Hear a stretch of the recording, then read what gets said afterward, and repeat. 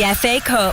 Wow, it's incredible. This game belongs to all of us. The FA Cup just keeps giving. On Tuesday night, Blackburn Rovers v Newcastle United. And Blackburn Rovers score again. Into the back of the net and in front to the Newcastle United fans. Then on Wednesday, Nottingham Forest versus Manchester United. And Forest win, and it's in to put Manchester United back in front. The FA Cup 5th round.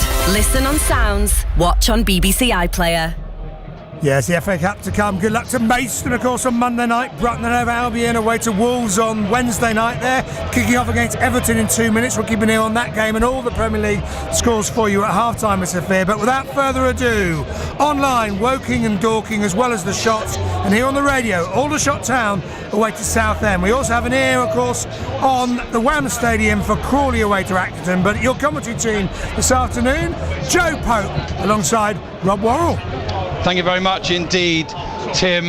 The teams are out, the handshake and the toss has been done, and Aldershot are going to kick off right to left here at Roots Hall. It's 18th placed Southend United against 5th place Aldershot Town at the start of play, but the league table is crazy. We're going to keep across this game and of course the games involving Dorking and Woking and of course Crawley as well, who are away at Accrington today. We are underway here at Roots Hall. Shots going forward from right to left, and James Daly shutting the ball down, cleared away by Southend, taken down the chest and the midriff by Harfield. One touch, shut down by Cardwell, and then plays it forward up towards James Daly, who gets a flick on, but it's cleared away by Ollie Kensdale, and the ball bouncing around loose.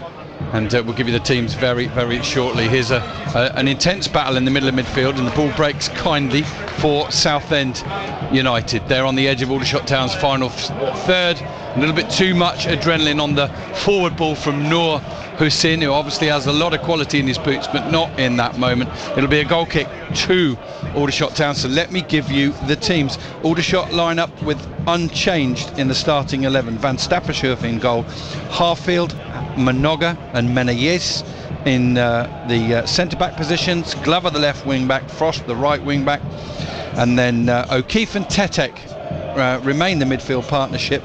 Stokes playing behind Tolaj, and James Daly, who gets his second start for the Shots. Jack Barham still out injured, but here today and bouncing around on his feet pretty well. Doesn't think it's too serious as Jack Bridge goes back to his goalkeeper and Deng and D, and Manoga clears the ball that then comes forward. Frost into the feet of Tolaj, touches it back to O'Keefe, tries the ball forward. That will run all the way through to Andeng and D. And the Southend lineup is as follows: a 3-5-2, Andeng and D in goal. Ralph returning to the side, the skipper. Ollie Kensdale and Adam Crowther, the centre backs. Kavanagh Miley anchoring midfield. Callum Morton and Hussein with him as well. Jack Bridge on the left, Jason Demetriou on the right, and Harry Cardwell and Danny Waldron up top. Okay, that's the business stuff done. We are already a couple of minutes in here at Southend. Coming together there between a couple of players off the ball, nothing given by the referee. Tolaj has got it. He's got an overlapping run on the outside from Frost, and Tolaj, unusually for him, gets the weight and the direction of his pass through to Frost all wrong. And Southend can play out now from the back, as they do with Nathan Ralph. He's quickly shut down by Tolaj, squares it across to the right side, where the ball will be picked up by Adam Crowther. My first look at him, it won't be Tommy Widrington's though, because he was a Kings Lynn player previously. There's a ball back from Cardwell, who slips and plays it to O'Keefe, who I beg your pardon, slips and loses out possession. Bridge one-on-one against Tyler Frost now on the left-hand side. Plays a little ball around the corner that's not really read well by the Southend players. Tetek's onto it, clears it forward up towards Josh Stokes. Good first touch. In fact, it isn't a good first touch from him. It bounces off him and goes into touch over on the far side. Southend with the throw, halfway inside the Aldershot Town half.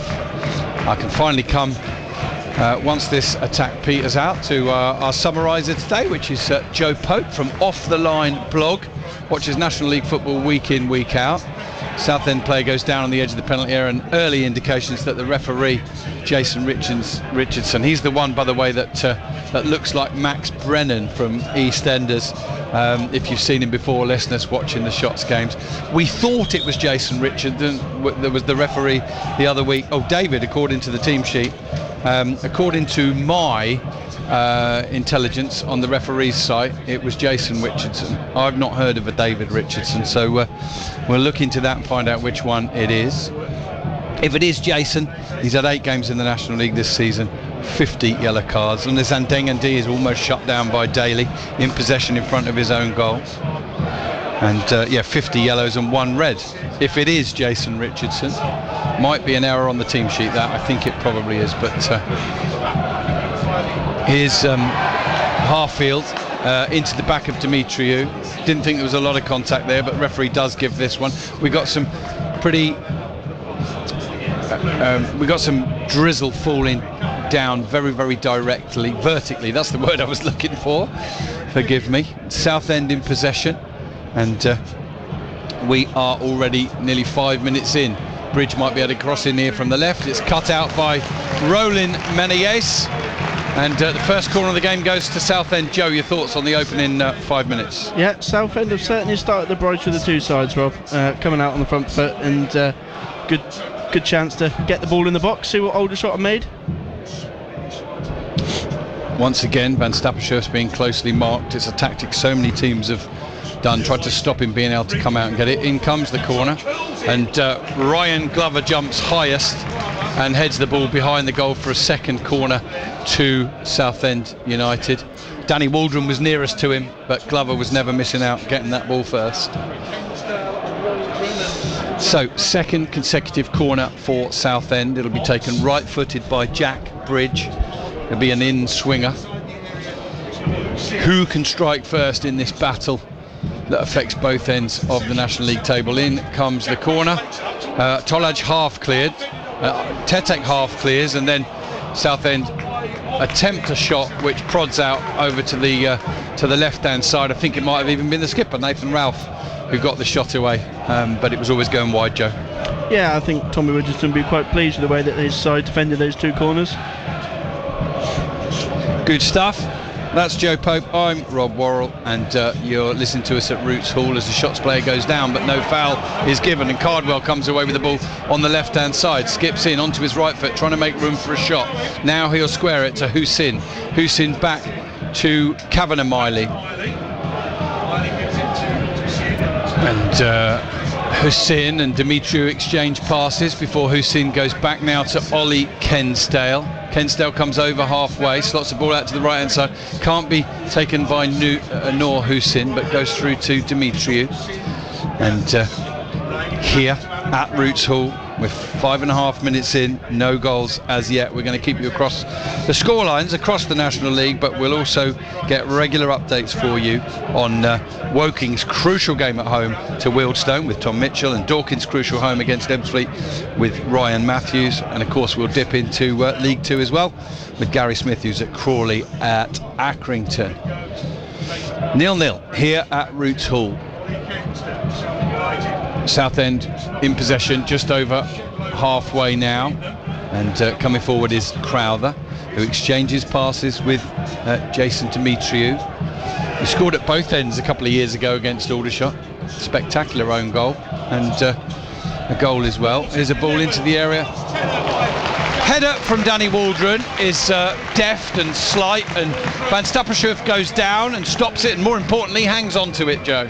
Yeah, there's a first bit of quality really from Southend. Lovely ball in from James Morton to the head of Danny Waldron. Just can't direct it past Geordie Van Stappershoef, but bright start from the hosts.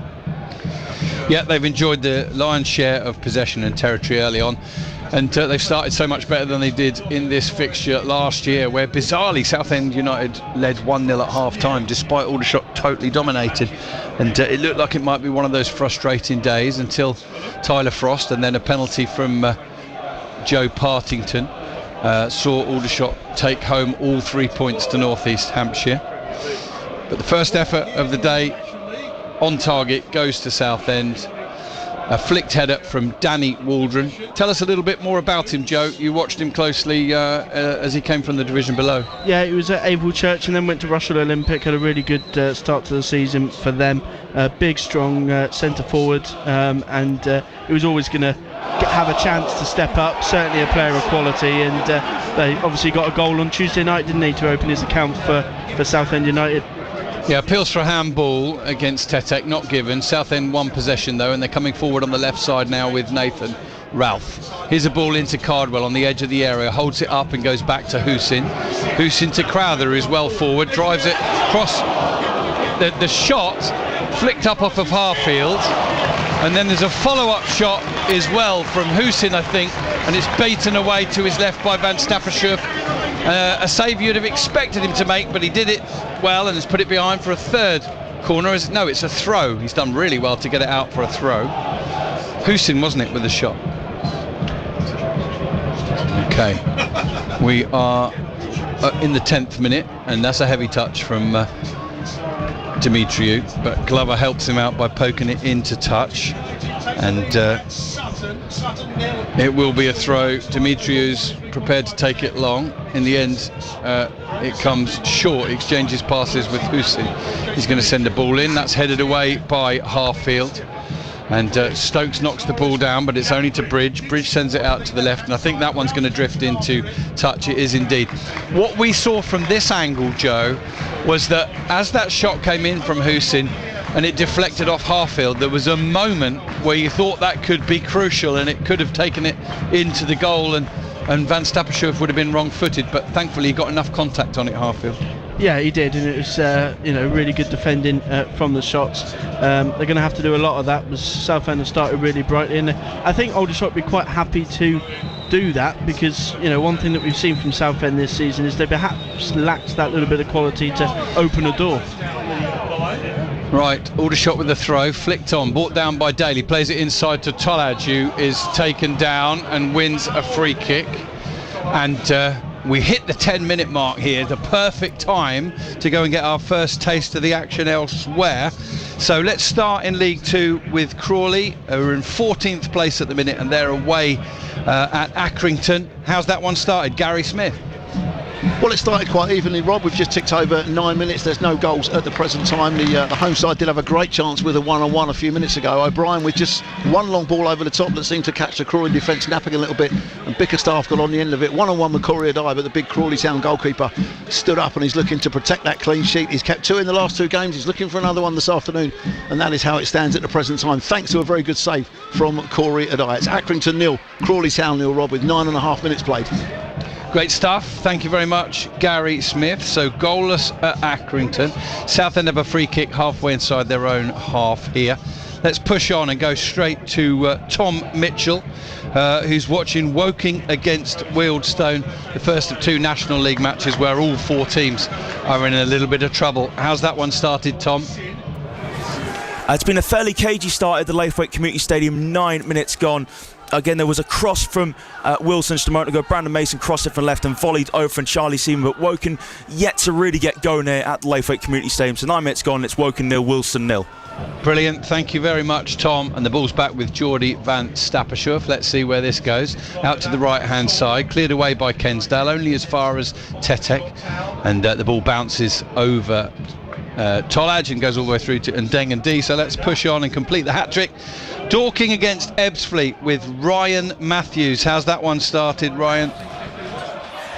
On the football front, it's been relatively slow so far. Both teams feeling each other out, still goalless, but there's been a real odd as the ball's played through to Dominic Polian now in the box. As I say that, Ebbsfleet sparking into life. It's been relatively uneventful, aside from the fact that the ball has had to be changed 4 or 5 times due to the balls not being pumped up sufficiently well here at Meadowbank, but still 0-0.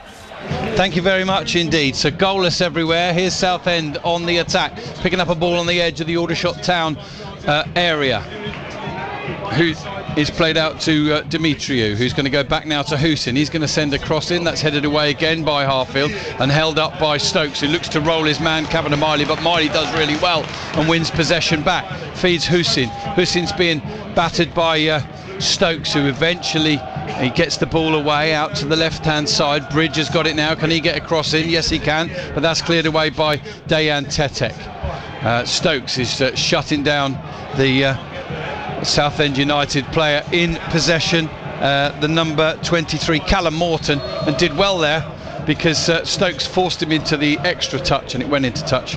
It will be a throw to Aldershot on halfway. So goalless everywhere else, Joe.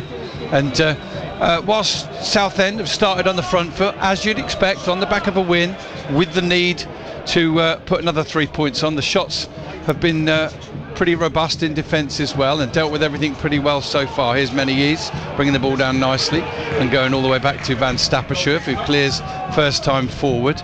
That should be an easy headed winner for Crawford. Cardwell gets his head on it easy as well, but can only send it to Glover. Here's Dejan Tetek in possession, loses the ball, desperately tries to keep it in, but only plays it into a position for Husin. Plays it into Waldron, back to Dimitriou. Shot comes in, deflected off a Southend player and goes behind for a goal kick. Couldn't quite see, Joe, if the Southend shot was on target there or not, but it hit another Southend player and went behind. Goal kick shots. Yeah, Southend doing really, really well. I think for Aldershot, I think they have to be a little bit more patient, keep the ball on the floor. A number of times we've seen Aldershot go long, and obviously Southend with Crowfer and Kensdale at the back, all good 6'3", 6'4". They're not going to win much in the air, so they need to keep it on the floor, be a little bit more patient. They're doing all right, Aldershot. They're holding Southend at bay for the time being. Yes, very, very few games home or away this season where Aldershot haven't played on the front foot. I'm always conscious of it when they don't, and there's absolutely no doubt at all in Aldershot's game plan at the moment that they want to negotiate the opening 15-20 minutes or so without too much alarm. They haven't shown too much going forward so far. Here's Menezes with a throw, steals a few yards. The home supporters don't like it. Southend have won the ball. Kabongo Shimanga has scored early on for the second week running. Last week, of course, it didn't help Bournemouth. They went on to lose 3-1, but today he's given them the lead against AFC Fylde, one of the form teams in the National League. They've pulled clear of trouble, but they can soon get pulled back into it, Joe. Yeah, and that's just how close it is at the bottom of the table. AFC Fylde done really, really well of late under Chris Beach. Really hit a good patch of form, scoring goals. But it is so close. It's so close down there that one result and you're back in it. Okay, Southend claiming a foul as they come forward. Nothing given on Danny Waldron. Aldershot come away with the ball. Harfield, ball up to Stokes. And is he fouled from behind? No, nothing's given. Miley so far getting the better of Stokes. And they come together again off the ball. Referee said, I've got my eye on it. Southend keep possession. It's going to be an interesting battle, that one. Miley's quite lean, quite slight, but he's a really combative player, and he's always impressed me when Aldershot have played against Southend, who are in possession at the moment, just inside their own half. Aldershot have won it through a combination of Daly and Stokes, and they've won it back now again for a second time. O'Keefe's got it, spreads it out to the right hand side to Tollage. Can he get it on his left foot for a shot? He can. It's on target, but it's pretty routine and pretty easy for Colin and Deng and Dee to deal with. Aldershot Town with their first effort on target in the 17th minute, Joe, 0-0. Yeah, Southend be a little bit disappointed there, giving the ball away, too much time in midfield, Miley being dispossessed. They've got to keep moving it quicker. They're doing really well when they do that. You just got to, if it's Aldershot are pounce ready to... They've done it again. Oh, it's a poor first touch from Tetek. It came straight to him, but Aldershot now managing to get a bit further down the pitch and press a bit higher. Here's Harfield racing away and just toes the ball into touch under pressure from Waldron, who's certainly no slouch, Joe. No, really good there from Waldron to press Harfield and putting the ball out. So we're back down the other end then, and now we're getting a little bit of a feeling for the kind of matches shots have been involved in a lot of times this season. End-to-end stuff. Some might call it more like a basketball game. Has been the last couple of minutes. It's Southend's turn to attack now, as they do with Callum Morton. One of the signings, in fact the first one they bought in after there's a steal for shots. O'Keefe winning it, finding Daly. Daly has got Tollage. He could go one-on-one against Kensdale. He's got a runner on the outside. That's Frost. Frost squares it. Tollage shoots. It's blocked, but it's followed up by Josh Stokes. who smashes it home from 12 yards, his first goal in a while. And Shots, with just their second effort on goal this afternoon, have taken the lead in the 18th minute. Southend United 0, Aldershot 1. Yeah, I said that Aldershot were ready to pounce on the counter if the Southend gave the ball away, and they did really well there. Tolaj getting the first initial shot in, Josh Stokes there ready to tap it home with a simple finish, and yeah, it's perhaps a little bit against the run of play, but that's the quality that Aldershot have, and 1-0.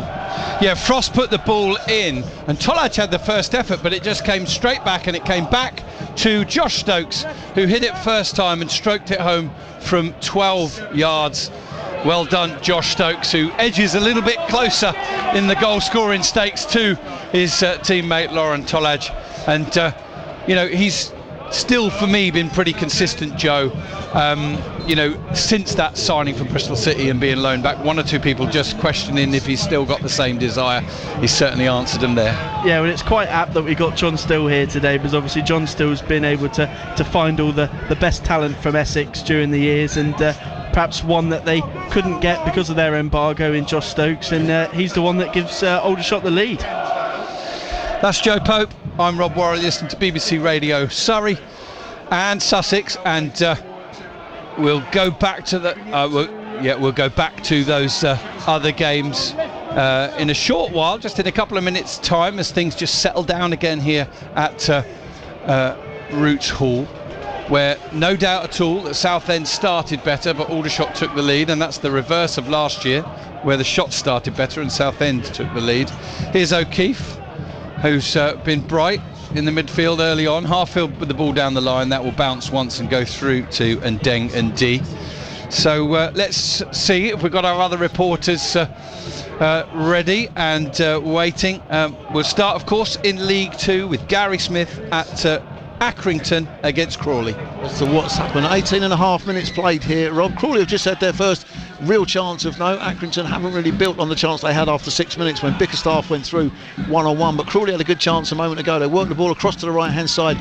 Nick Cerula in space just inside the penalty area, tried to bend one around the goalkeeper, didn't really get his angles correct, and it was a straightforward save for Vitek. And it's all very even Stevens at the moment, Rob, certainly in terms of possession and definitely in terms of the scoreline. It's Accrington 0, Crawley Town 0 after 19 minutes. Thank you very much, Gary Smith. Accrington, ball's just gone behind the Aldershot goal for a goal kick, so let's push on. And we'll go back to Tom Mitchell and see how the battle of the W's is going. Woking against Wealdstone, Tom. Just over 80 minutes played, and again, Woking aren't really getting a good foothold in this game. Wealdstone playing the better football. Since your last wheel, there's no real clear-cut chances created. Just can't really get a foothold in this game in midfield. So 18.5 minutes played at the Laythwaite Community Stadium. Woking 0, Wealdstone 0. Great stuff. So goalless also at Woking. Ball bouncing around in midfield here. It'll break to Roland Menegis. Plays it forward to Tolaj. Quick touch inside, finds Stokes. Stokes spreads it out to Halffield, and Halffield can advance over halfway if he wants. Plays it into Tolaj. Great first touch as always. Ball ricochets out to Dejan Tetek. Easy for me to say. And then Dimitri gets there in front of Glover and puts it into touch for a throw into Shots. About 15-20 yards inside the south end half. So stand by, Ryan Matthews. We'll come to you as soon as we can and see if there's been a goal between Dorking and Ebbsfleet. So throw in taken down the line by Aldershot, cleared forward by Hussein.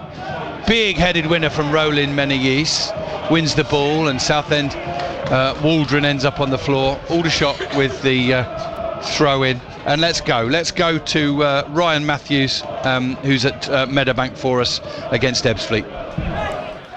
Still goalless here at Meadowbank, but Ebbsfleet have had the better of the last few minutes, carving out a few corners and a few chances, although within the last minute or so Dorking have had a chance to get themselves on terms following a free kick from the right hand side. The ball dropped and was claimed very, very well by Cousins as Jason Pryor was sniffing around, but still, as we approach the 20-minute mark here at Meadowbank, 0-0. Thank you very much indeed, Ryan. So it's goalless everywhere else in our BBC Surrey games this afternoon, but not here at Roots Hall, where Shots took the lead a little bit against the run of play in the 18th minute. It was a transition, another goal on the counter-attack. Frost doing well, sending it into Tollage, who had a shot which rebounded to Josh Stokes, and he took it first time and finished with aplomb. Here's Harfield doing well against Waldron, and then Miley sticks it into touch.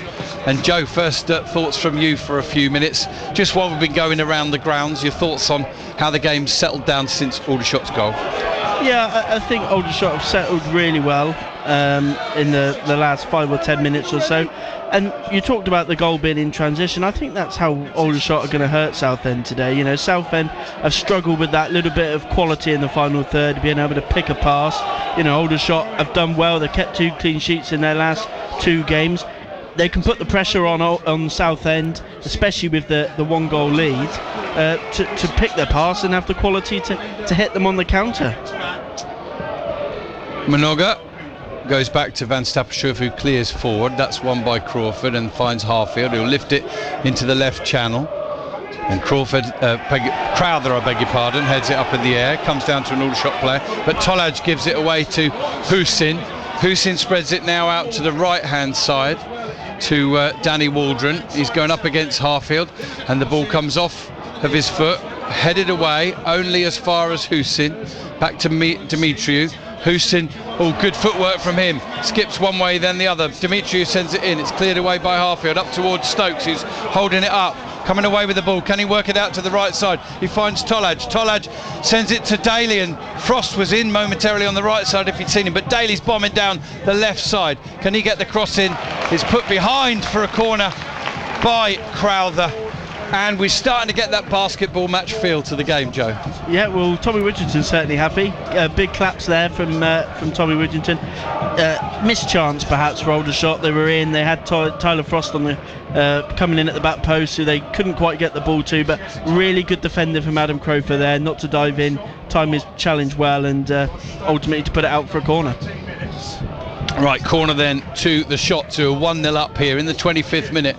In comes the corner, headed down by Menegis, and behind the goal, away to our left, it will be a goal kick, which Andeng Ndi will take. Precarious times for Southend. I don't think there was obviously a lot of concern at the start of the season, Joe, when they were docked 10 points, but they cleared them off, didn't they? Cleared them out nice and early. They got up to 8th or 9th place and did stunningly well, incredibly well in all the adversity. It's actually since the adversities prevailed a little bit that they've not done as well. Minoga clears the ball into touch for a throw-in to Southend, and I think we might have the first goal in our other games. Let's go to Ryan Matthews, who's at Meadowbank, Dorking against Ebbsfleet. Ryan, have you had a goal? Indeed, we have had a goal, and it was, as we were saying, Ebbsfleet were on top, but it's the home side that have taken the lead. It was Bobby Joe Taylor breaking down the right-hand side and fizzing a fierce cross towards the far post. Rutherford looked odds-on to tuck it away. It was saved heroically by Cousins, but he couldn't stop the rebound as Charlie Carter ghosted in for his 4th of the season, knocking it into the back of the net, meaning it's Dorking Wanderers 1, Ebbsfleet United 0. And it's cleared behind. Thank you very much indeed. So Dorking ahead, shots ahead. Will it be a good day for our BBC Surrey sides? And our one, of course, from Sussex Crawley. They're away at Accrington, drawing 0-0 at the minute. Woking and Wealdstone is 0-0. But Dorking Wanderers ahead against the run of the play, and shots against the ahead against the run of play as well, although it's been much more even since the goal. Southend United have got their 3rd corner of the afternoon. In it comes, in swinger, big leap again from Ryan Glover, gets there first and heads it away, and his timing in the air and his determination to win the ball despite his lack of height is outstanding, isn't it? Yeah, he's done really well so far. That's twice now I think he's headed out corners for Southend. I'm not a fan of Jack Bridge taking the corners, I must say. I like a right footer swinging them in. Another cross comes in, bounces in between 2 lots of players, goes behind, away to our right. It'll be a goal kick to Aldershot Town, which Geordie Van Stappershoef will take. And let's have a look at the scores elsewhere in the National League. So one game's been played already, and Scott Quigley and Paul McCallum, the big twin strikers for Eastleigh, got the job done against 2nd place Bromley, who slip up again. They've really not been in the best of form of late. I think their only win has been that one against Chesterfield, ironically. So Eastleigh 2, Bromley 0, and a second consecutive win as Southend get a free kick on halfway for Eastleigh. Altrincham 1, Maidenhead United 0. George Wilson on the score sheet for Altrincham. Borehamwood is still 1-0 up thanks to Shimanga. Dorking 1-0 up against Ebbsfleet with a goal from Charlie Carter. And Gateshead 1, Oxford City 0. Luke Hannant with the goal. Kidderminster are winning 1-0 at Oldham. That's one of the sides up in the playoff positions with shots at the moment. Is the ball bouncing inside the area? Cardwell has a shot, volleys it over, claims a bit of contact with an Aldershot Town player, but I think he was blagging that and hoping for a corner and hoping for a bit of indecision from the officials, neither of which were interested, and gave a goal kick to the shots. Solihull Moors 1-0 up against Hartlepool through Tavern Campbell again, and all the other games are 0-0 apart from this one here, which is Southend 0, Aldershot Town 1. And as I said to you off air earlier, Joe, I fancied a lot of the teams in the playoff positions to win today, and 3 or 4 of them ahead already. Yeah, and that's why it's important that Aldershot try and keep hold of their 1-0 lead here.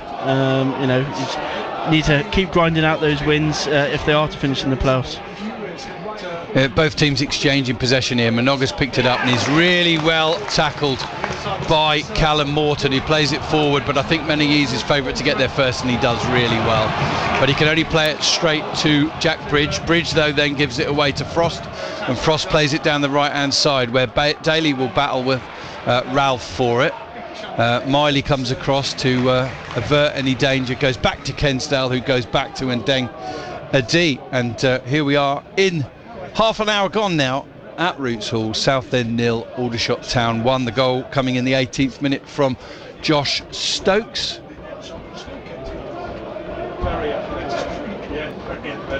He's gone within 3 now of Lauren Tollage. Here's Daly shutting down Kensdale. He wanted a bit more information around him. Very nearly took the ball off him. Here's Ralph exchanging passes with Kavanagh Miley, but he's given it away. Stokes inside to Daly. Daly slots it into Tollage inside the area. Can he get shot away? Oh, it bounces down off the roof of the barn. It's followed up this time by Josh Stokes, and he gets it all wrong and it goes wide. Terrific, sizzling effort from Tollage, but he's denied by the woodwork. Joe Pope. Yeah, he should have scored really, Josh Stokes. Ball came back to him, unguarded net with Colin Ndeng Adi at his front post. Couldn't get a shot on target, but yeah, more from Southend, overplaying it. Kavanagh Miley been really good so far, but gives it away, gifting the away side a chance. Well, he showed exactly just how composed he is after Tollage's shot earlier on to follow up and stroke it in, Stokes, and on this occasion certainly it may have come to him quicker than he thought, but he will be disappointed that he didn't manage to get his effort on target, and Aldershot waste a big opportunity to go 2-0 up there. Here's Waldron flicking the ball on. Harfield clears it forward. Crowther comes over Tollage, who's passive and doesn't get involved, and then Aldershot win a free kick in the left back position. Glover has won it. Borehamwood are 2-0 up against AFC Fylde, and Barnet 1-0 up against York, and I'll just wait for the go ahead from our producer, but I think there's been another goal at Meadowbank as well. Free kick to Aldershot will be taken by Geordie van Stappershoef just outside of his own area, so an opportunity to go back to Ryan Matthews, where there's been a second goal in the game between Dorking and Ebbsfleet. Ryan. Indeed, there has been a second goal here at Meadowbank, and it's brought it back to level terms. It was Rakesh Bingham turning away from Hayden Hollis in the centre circle, accelerating forward, and he basically had the freedom of Meadowbank to slot in right-footed from just outside the box, off the base of the right-hand post, past Harrison Mayle, meaning it's now Dorking Wanderers 1, Ebbsfleet United 1. Thank you very much indeed, Ryan. So 1-1 there at Meadowbank.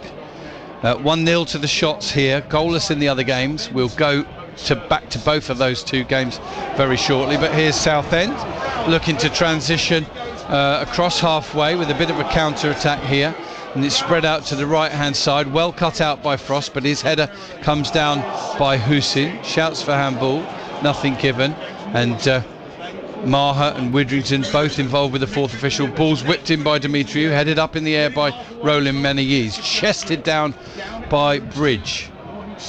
back into the possession of Hussein, squares it across. Dak Bridge, can he get a shot? It's blocked by O'Keefe, half cleared though, and only goes to Callum Morton. Southend, nice one-touch passing. Bridge has got it on the right side now. Can he get his cross in against Glover? He pulls Glover down, but nothing's given, and the ball comes into the area, and it's a header from Waldron, saved by Van Stappershoef. And with no VAR in the National League, you have to say that was justice done, because Glover was clearly pulled back after he'd won the ball. Yeah, I mean, it looked a little bit more 50-50 for me. But it's the first bit of quality from Southend into the box. Really good cross onto the header, Danny Waldron. Directed his header on goal, and Geordie Van Stappershoef managed to collect on the line. That's easy for you to say. Your first go. Not bad, actually. I've heard it a lot worse. And I'm hearing a lot worse has been said on occasions as well. Maidenhead have equalised against Altrincham. That's good news for them, and also good news for the Shots.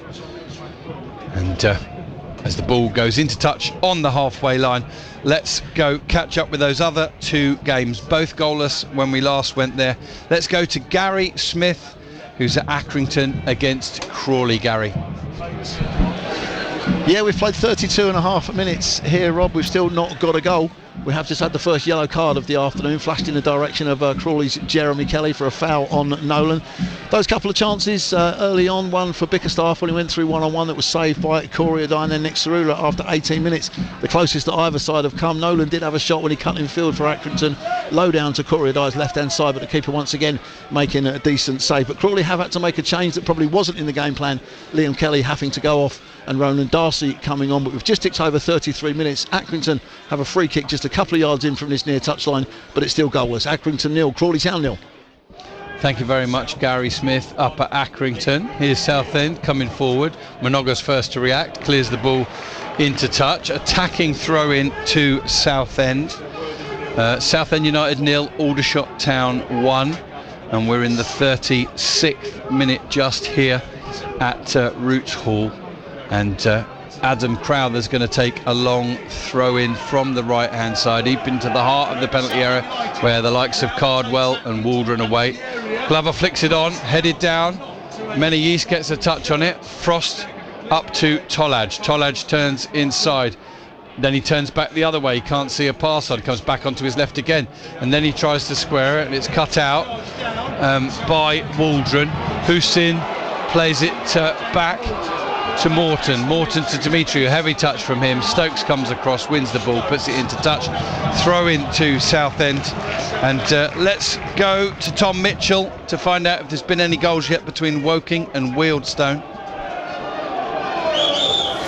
33 minutes played at Layford Community Stadium. It is goalless in Woking and Wilson. Again, since we last with us, Woking haven't really created any meaningful chances. Wilson have had the best chance of the match. Again, Alarakia was played through on goal, but Jask Larnacaine steamed out his area to deny him with his right knee. But real frustration in the Woking crowds. As I said, they haven't really threatened so far. It's Woking 0, Wilson 0, 34 minutes played.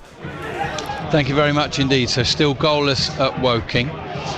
Tim Durhams will get reports from all those other games at half time, but from now until then, let's focus, unless we got goals in the other games, on the action here at Roots Hall. Stokes gets away from Miley. He's got Daly out to his left, plays it to him. Daly inside the penalty area, squares it across, and it's cut out calmly by Kensdale, who feeds Crowther and he sends it forward. Harfield battling well against Waldron, but Waldron prevails. Has the ball on the right hand side, end-to-end stuff now, both sides on the front foot. Waldron still got it, he's going to try a shot, and it's directly on target, but gathered into his midriff by Geordie Van Stappershoef, who clutches it gratefully to his chest, because his and Aldershot's sheet is still clean. Joe Pope. Yeah, really good work from Danny Waldron there. First to get the chance to get away from Ollie Harfield, then to work it inside and get shot away. He's probably been the brightest spark for me for Southend so far. Just needs a little bit more help. Yeah, it's largely Southend asking the questions, and Aldershot pressing well and doing quite well, actually, winning the ball and turning over the play and looking very dangerous on the transition when they do so. Might have done better in one or two of the attacking situations they've had since scoring. Here's Southend heading it inside. Harfield clearing into touch around halfway, and Kev Maher tries to trap it but gets it all wrong and then takes it out on the rest of his team with a few moans. So we are 6.5 minutes away from whatever added time there is in the first half. Minoga winning the ball in the air. Hussein beats Tetek, but Aldershot clear it up to Stokes, who looks to hold it up. Southend have nicked it again, but Aldershot have nicked it back illegally, according to referee Richardson, and Hussein ends up on the floor, and it will be a free kick to Southend, right behind the big beam that's in front of us, Joe. It's blocking that part of the pitch, but thankfully not the goal that we can see clearly. Yeah, Southend keep getting these opportunities in and around the box, and they'll be hoping that they can put a little bit more quality in with this one. James Morton, obviously really good player, lovely left foot, got to get a good cross in. Yeah, going to be left-footed here. Aldershot's defensive line is on the edge of their 18-yard box. In comes the ball from Morton, looks very deep, it's punched away by Van Stappershoef. Thought he might have been fouled there as well, but nothing given. Miley picks the ball up, threads it through to Ralph. Ralph sends it out to the left side to Bridge. Bridge has got an overlapping run from Miley, who squares it in, and it's missed by a couple of people and then poked behind. Must have been by Minoga. Looked like it come off Waldron, but no complaints from the Shots defenders. Another corner to Southend, and I think that might be their 5th of the half. And it's still going to be Bridge with the right-footed in swinger. Don't think Aldershot could have any complaints if it was level, but they certainly took their goal well and have created 2 or 3 more decent chances since. Bridge with one arm in the air into the 40th minute. Header's down and on target from Ralph, but cleared away and then fully cleared up in the air by Glover. Stokes is battling with it with Miley. Stokes goes over the top of Miley. It's a really good battle between those two. I could see what happened. Stokes was trying to get forward, and then Miley underneath him stood up, which made Stokes go over the top of him. Here's Kensdale going to spread the ball out to the left hand side, and Tyler Frost does really well, just cushions his header back down to Geordie Van Stappershoef. Just loves football, Tyler Frost, just loves to be in the team. I know he'd prefer to be in the middle, but he's actually enjoying getting up and down, great fitness, and he's getting a few shots on goal and got his goal return going as well. Here's the ball bouncing around on the edge of the penalty area, and Tetek and Hussein battle for it. Again, Waldron shows. You're absolutely right, he's caught the eye in this first half. He looks strong, doesn't look like a player that's trying to find his way at this level. That's a poor pass from him. Plays it up towards Tetek, who helps it on, bounces awkwardly, brought down well by Crowther. Sends the ball to Morton. He sends it out to the right hand side where Bridge is up against Frost. Skips back, heavy touch, and Stokes is well positioned to pick up the loose ball. Plays it back to Frost. Ralph comes forward, gets away from Tolaj and nicks the ball. Miley will spread it out to the right hand side through Crowther to Hussein. Ball comes in from him, headed away by Roland Menayes, who's a heading machine, and again Aldershot can counter. Stokes in the play, finds Tolaj, picks the ball up to the edge of his area. He's going to try a shot right footed, and it's on target, beaten away behind his goal by Ndeng and D, and Laurent Tolaj showing yet again that he's not frightened to have a go with his right foot. Shot on target, took it early. Yeah, that's important, get away early. Nathan Ralph obviously came back into the team for this game. He's not had a lot of help so far. All the play seems to be coming his side and in behind him. So ball back into the area from the quickly taken corner from Tyler Frost, and Deng and D's got it. It surprised me there by just how quickly they took that corner. You would think, wouldn't you, 42nd minute, 1-0 up away from home, take your time, take the sting out of the game. But no, they wanted to do it quickly. Yeah, you'd think they'd try and get in at half-time 1-0. Don't give the home side a chance to get ball away. Straight through the middle, is headed back by Harfield to Van Stappershoef. Aldershot have had a few moments. It's largely been quite an intense battle in the middle of the pitch, but then both sides breaking through. Aldershot usually on the counter-attack. Southend by just sheer weight of presence and numbers getting the ball into the right areas, but so far Aldershot have defended well, as you'd expect from a team that are coming into this on the back of 2 clean sheets. Aldershot have won it again in midfield. Tetek sends it forward and he can only find Ralph. Ralph finds Morton. Ball down the line from him, but Aldershot have got the recovery pace of Haji Minoga, who surely pushed from behind. But no, Richardson says no, throw in.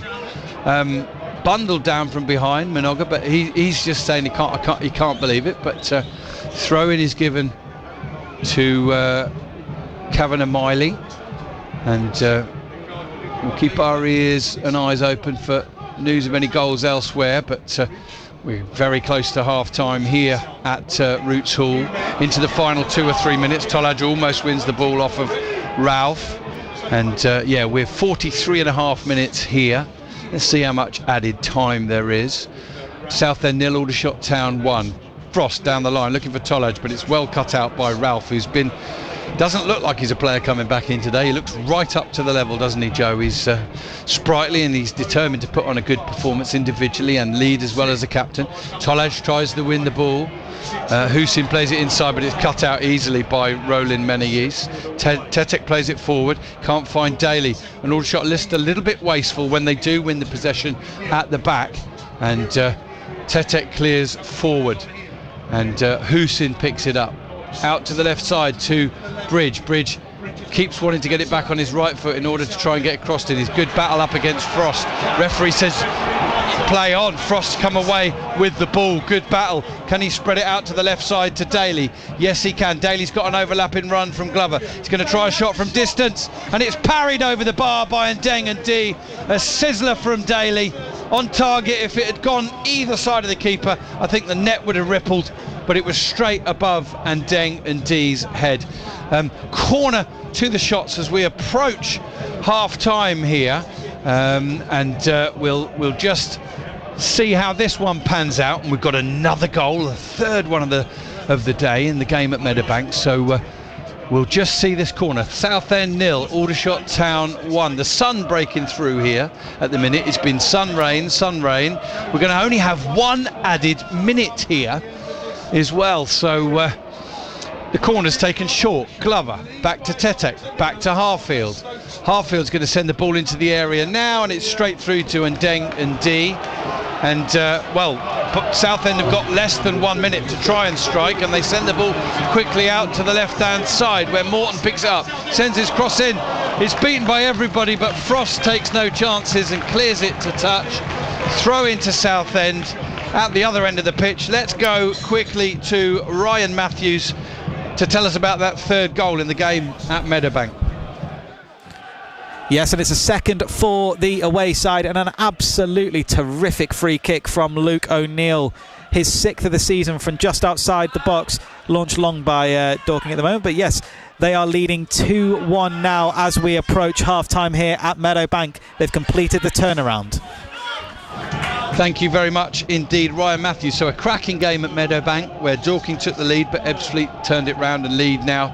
Here at Roots Hall, we are right on the edge of half-time. We've played the one added minute. Aldershot Town have a goal kick.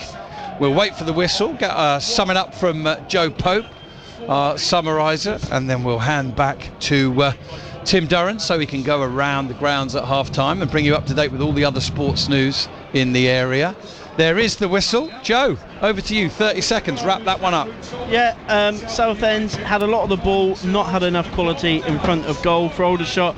They've defended really diligently and took their chance when they got it. Thank you very much indeed, Joe Pope. So half-time scoreline here at Roots Hall. Southend United 0, Aldershot 1. In truth, both sides could have scored more than that, but the shots lead at the break. A precious 1-goal lead. Tim Durran. Great stuff, Rob. Thank you. Second half commentary with Rob and with Joe to come. Still playing in our other two games. Woking goalless. Dorking 2-1 down. Let's get the end of the Dorking Ebbsfleet game. First half. Bob alongside Ryan Matthews. Hi there, Tim. And yes, it has been a very exciting first half here as Dorking looked to get themselves back on terms, but it's right with the ball now for Ebbsfleet. Feeds it to Chapman.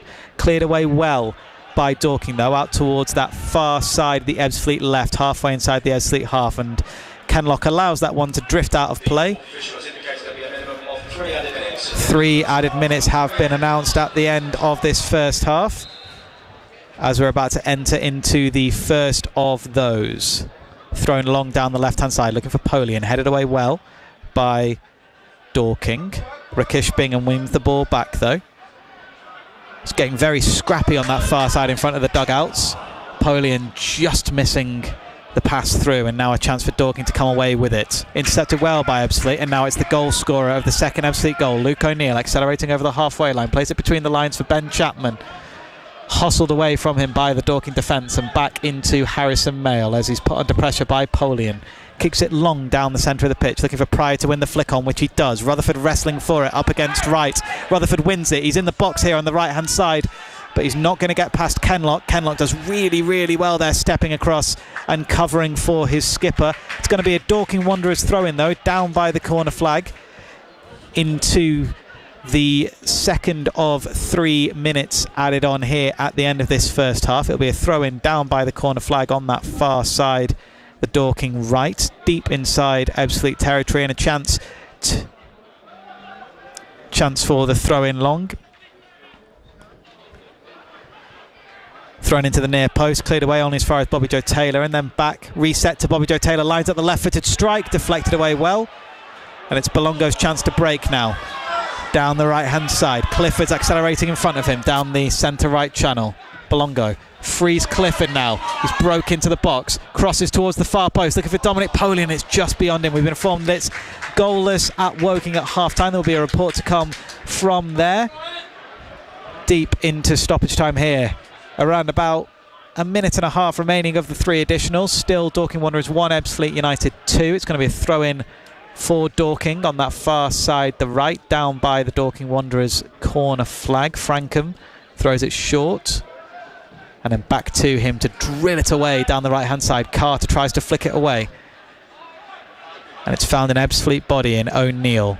Out towards right on the left-hand side. He plays it down the line. First time ball in field from Belongo. Looking for Bingham to win the header, which he does.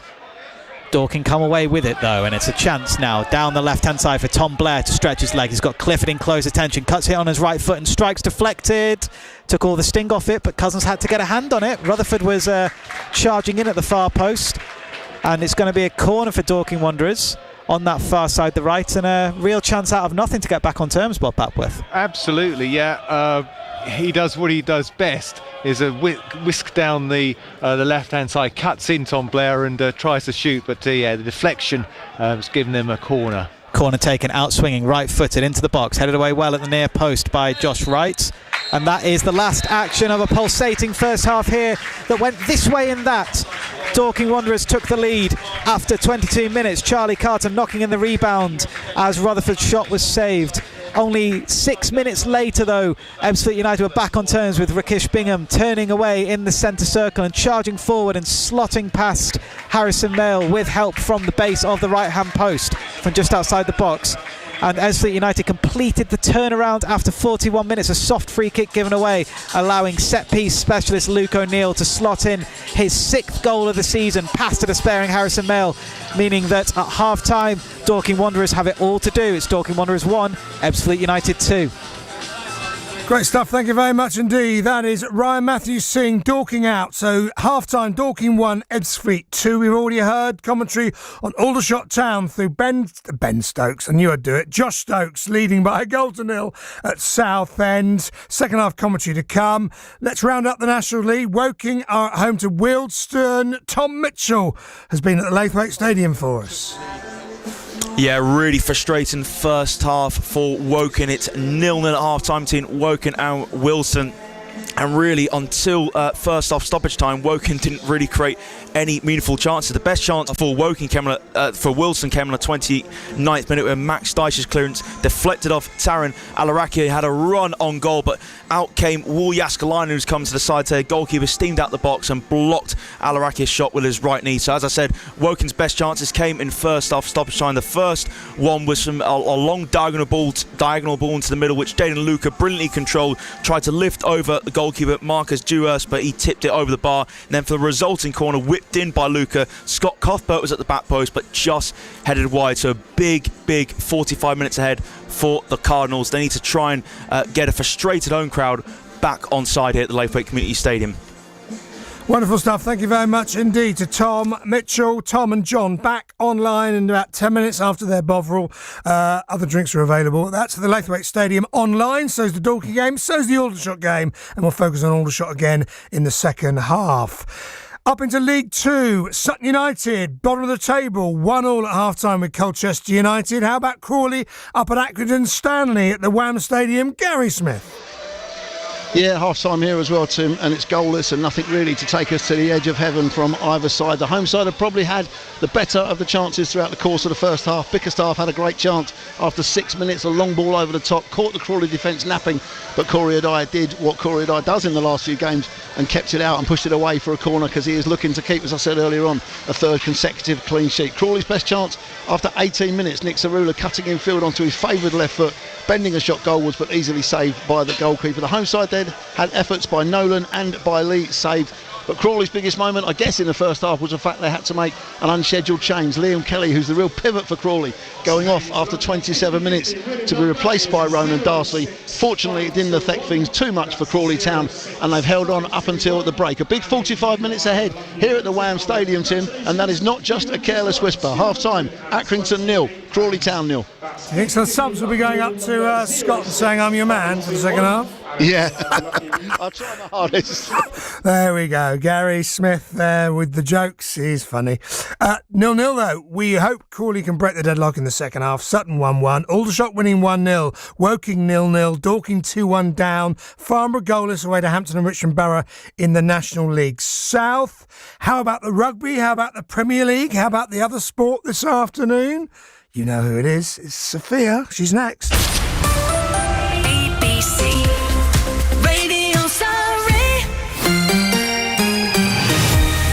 And let's start with football, and there are 6 games in the Premier League. In the 3 o'clock games at half-time, it was Aston Villa 3, Nottingham Forest 0, Brighton 0, Everton 0, Crystal Palace 0, Burnley 0 and Manchester United 0, Fulham 0. At 5:30, Bournemouth versus Manchester City, and at 8 o'clock, it's Arsenal against Newcastle United. Tomorrow, Chelsea face Liverpool at Wembley in the League Cup final. In cricket, England's cricketers are on top in the 4th test against India in Ranchi. After Joe Root's 122 helped them make 353 in their first innings on day 2, they reduced India to 219 for 7 at the close. Woking's 20-year-old spinner Shoaib Bashir took 4 wickets for 84 runs, while fellow spinner Tom Hartley claimed 2 wickets for 47 runs. Henry Moran reports. England have a wonderful opportunity to take charge of this 4th test thanks to the efforts of 20-year-old off-spinner Shoaib Bashir. Playing in just his 2nd test match, he took 4 of the 7 India wickets to fall. A marathon 31-over spell saw him show control, discipline and genuine threat on a surface that is increasingly challenging to bat on.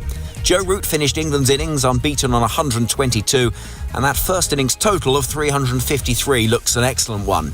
The only minor frustration for England will be the 42-run stand between Dural and Kuldeep that is offering valuable resistance, but England are in charge of this game, and once again, it is another compelling test match. India lead 2-1 in the 5-test series.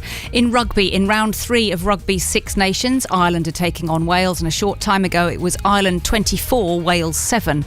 England play Scotland at Murrayfield at 4:45 this afternoon. Scotland have held the Calcutta Cup since winning at Twickenham in 2021. England's head coach Steve Borthwick says they have to be aware of Scotland's kicking game given the talent of their fly half Finn Russell. I think they kicked more than 1,500 metres against France, which is one of the highest in Test rugby recorded.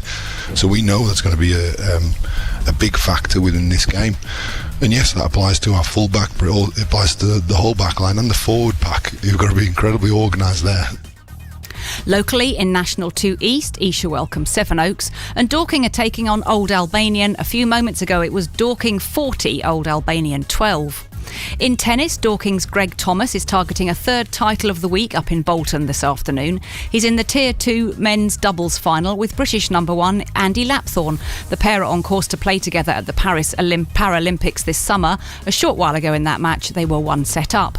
In ice hockey, the Guildford Flames head to Manchester Storm in ice hockey's Elite League. And finally, in netball, the Surrey Storm play their opening home match of the new Netball League season. They host the London Pulse. You're up to date with sport. We'll have more in the final whistle after 5. In our featured football, Crawley goalless in League 2, Sutton 1-1 in the National League. Dorking are losing 2-1, Woking are drawing 0-0, Aldershot are winning 1-0. As things stand in the live table, Woking dropped to second bottom. They're in the playoffs today. A year ago, they are 3 points adrift of safety. Dorking are just inside the bottom 4 themselves on goal difference. Aldershot for now are still 5th, but that gap, it's 5 points at the moment. So at the moment, it's not going too bad for the Shots. They're winning. Can they build on that? Let's go back to Roots Hall to Joe Pope, who's alongside Rob Worrell for full second half radio commentary. Woking, Dorking and the Shots also online. Over to you, Rob.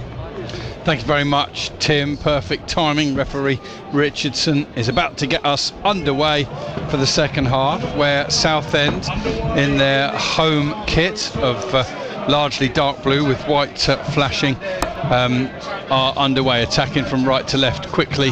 Combination of Frost and Tetek have won the ball. Tolaj turns it inside. Stokes takes it down on his chest, plays it up to Daly, who tries to touch it back to Stokes but gets that wrong.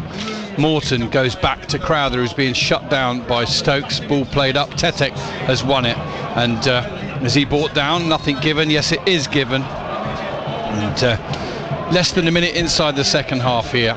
Aldershot Town 1-0 up, have a free kick 15 yards inside the Southend United half. As Tim said, we'll keep you across those other games. Crawley up at Accrington in League 2, and massive games for Woking and Dorking, who, as it stands, goalless at Woking and Dorking 2-1 down, will both be in the bottom 4 still tonight. Can they change that situation in the second half? Here's Harfield to take this free kick for the Shots. Daly flicks it on, but it's picked up. Well, Aldershot have a shot, and Aldershot is blocked by Cavan and Miley, and some strong appeals from the Shots fans away to our right for something, Joe. I couldn't see it behind the beam. You tell the listeners what they're appealing for. Yeah, the ball dropped to Laurent Tolaj in the box, and he managed to get a shot off. Tommy Widgington says that the Southend player put his arms up to block it. I'm not quite sure about that. He's hit it from sort of less than half a yard away from his body, smashed it at him, and certainly not deliberate handball, even if it did. Great work from Glover. Sends the ball forward. Oh, and Stokes is pushed down off the ball. Is the ref going to have any of it? Yes, he is. He gives the free kick, or is he given a throw? I think Stokes feels he was taken out blatantly and needs to be careful with his protests. He needs to let them cease now, as does O'Keefe, before the referee takes action with his cards. Aldershot have been given a throw-in only. Quick word from you, Joe. Yeah, I'm a little bit surprised that the ref didn't give anything for that. Kensdale tripping over Stokes there just outside the box, but nothing given. Okay, Shots have taken the throw. Harfield plays it forward down the left, and it runs harmlessly behind the Southend goal for a goal kick. And Stokes really not happy about that. You could see what happened, but I think the referee, who's put his hand towards his pocket there as O'Keefe protests to say, no, you need to bite the bullet and accept my decision, otherwise I'm going to start giving out yellow cards. Glover into the back then of Dimitriou, but nothing given for that either, and the ball goes in touch again. Throw in to Aldershot, and the referee being entirely consistent, Joe. Yeah, I've been quite impressed with Ryan Glover. Obviously shepherded the ball out. He was really good in the first half. Some really important defensive headers, lots of diligent work off the ball. He's having a great season. Yeah, a bit of a coming together there between Glover and a couple of other players. Here's Meneghes, who's just been beaten to the ball by Danny Waldron. Referee's given the free kick. Will there be further action for Meneghes? I think it's worthy of a yellow card. We'll wait and see. The referee just taking his time to think. Southend might want something more. They might think he was the last man, but he was running away to the edge of the far edge of the penalty area. Both sides protested. It's definitely going to be free kick to Southend on the edge of the area, and the referee just taking his time and just waiting to see what decision is given here. We'll get a replay here to look at. It's just a cynical pullback from Menayes, and he's been shown red. The referee's taken his time and decided that Waldron would have been through on goal. He was just outside the penalty area, but over to the left-hand side. I think it's harsh on Menayes. He didn't really need to pull him back, did he? Because he was wandering to the left side of the penalty area. He got another attempt to come back, but the referee has taken his time, made his decision, and Aldershot have had their 5th red card of the season in the 49th minute, and this could be a big turnaround here. Joe Pope, your thoughts? Yeah, it's a difficult one. Obviously, Waldron's ran across the path of Roland Menayes. People will say that it's just a coming together. No, he pulled him back. Yeah, pulled him. Bodies coming across each other, but when you bring a player down on the edge of the box as the last man, there's always going to be a chance that gets sent off. Can Southend get themselves level straight away with this free kick? It's almost position A for a right footer like Bridge. Steps up and it's low. Pull is spilt by Van Stappershoef and followed up by Harry Cardwell, and Southend have equalised here. It looked pretty harmless as he got through the rule, but without much pace on it. But Van Stappershoef spilt it into the path of Cardwell, who was on the spot, and struck it home. And what a turnaround here at Roots Hall. Shots down to 10 men. Southend level, and we've still got 40 minutes left. Joe Pope. Yeah, 2 bits of poor play there for me. First, Bridge, the ball out of the effort from the free kick I thought was really poor, scuffed it. Jordi Van Stappershoef didn't collect the ball, but really good play from Harry Cardwell to follow it in, put the ball away, and that's amazing how things can change, can't they, Rob? Obviously, Aldershot, as you say, down to 10 men. Southend with the momentum now with that goal, and it looks as if Aldershot have gone to a back 4. Tommy Widgerton instructing from the sideline, Haji Minoga going to right back. So yeah, unfortunately, individual errors change games, and there's 2 there in a couple of minutes from shots. Firstly, the decision by Menayes to pull down Waldron, who would have still had work to do to get an effort on goal, and that's for me why I think it should have been yellow, not red, but red was given. And then a poor free kick from Bridge. Van Stappershoef spills it, and Cardwell gets a tap in. I think Van Stappershoef was surprised by how weak it was. He gathered it into his midriff like he'd done a couple of other balls today, but it just bounced off him, didn't it? And Cardwell won't have an easier goal all season. No, he's certainly not going to miss those. Lovely, only a couple of yards out, and yeah, it's important that Southend started the second half strongly, and they have, and they got the goal. Well, Aldershot had opportunities in that first half to double their lead, didn't they? A couple of key ones, particularly Stokes following up the shot from Tollage that bounced back off the bar. Of course, it was Stokes that pounced on a Tollage shot that rebounded before that to put the shots ahead. So he's 1 out of 2 in terms of those finishes, but how Aldershot Town would dearly have loved to have been 2-0 up at this stage, and something to still hang on to. They've got a very difficult scenario here now. Southend with almost 40 minutes to play against 10 men, and crucially, they've equalised very, very early on as well. Not from the free kick, but from the follow-up from the free kick.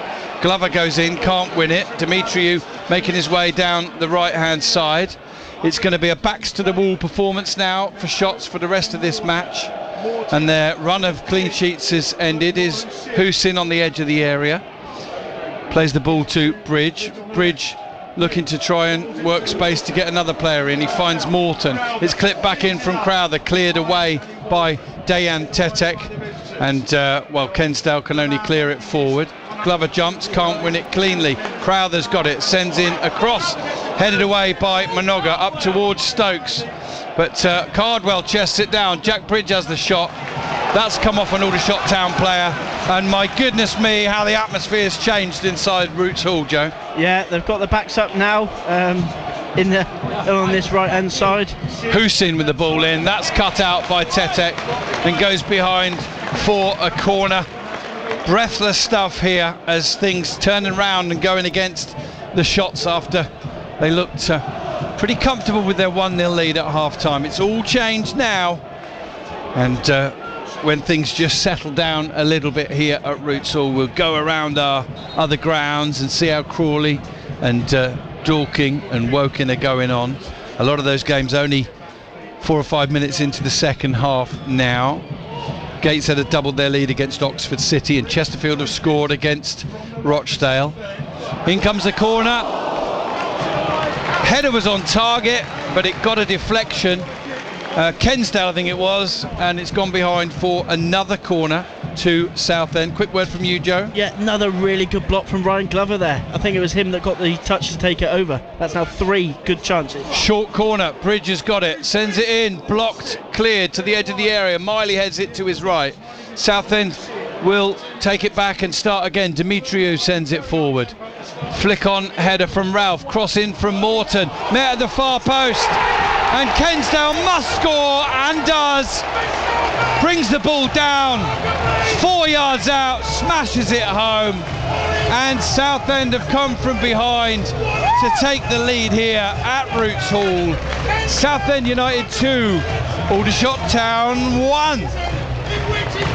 Yeah, Tommy Widgeon should be really disappointed with that. Another easy goal. A bit of a disagreement at the back there from Harfield and Glover. They're having an argument out there on the pitch, trying to sort out what's going on. But yeah, another easy goal given for Kensdale. You know, only a couple of yards, unmarked, no pressure, and smashed it home. And Southend lead 2-1. Crazy stuff going on here. Oldham have equalised against Kidderminster. Maidenhead have gone 3-1 up now at Altrincham, but Shots, who led 1-0 at the break, are now 2-1 down, and down to 10 men.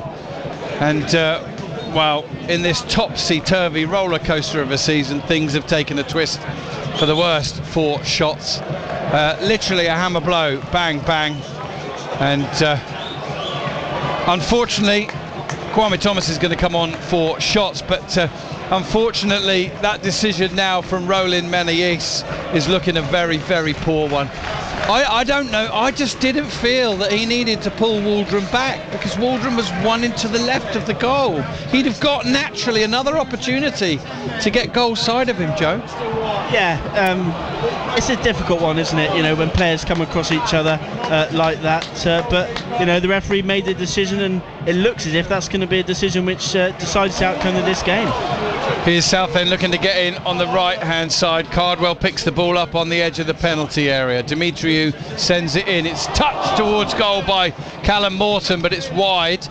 Picked up by Jack Bridge, who plays the ball off Frost for a throw-in.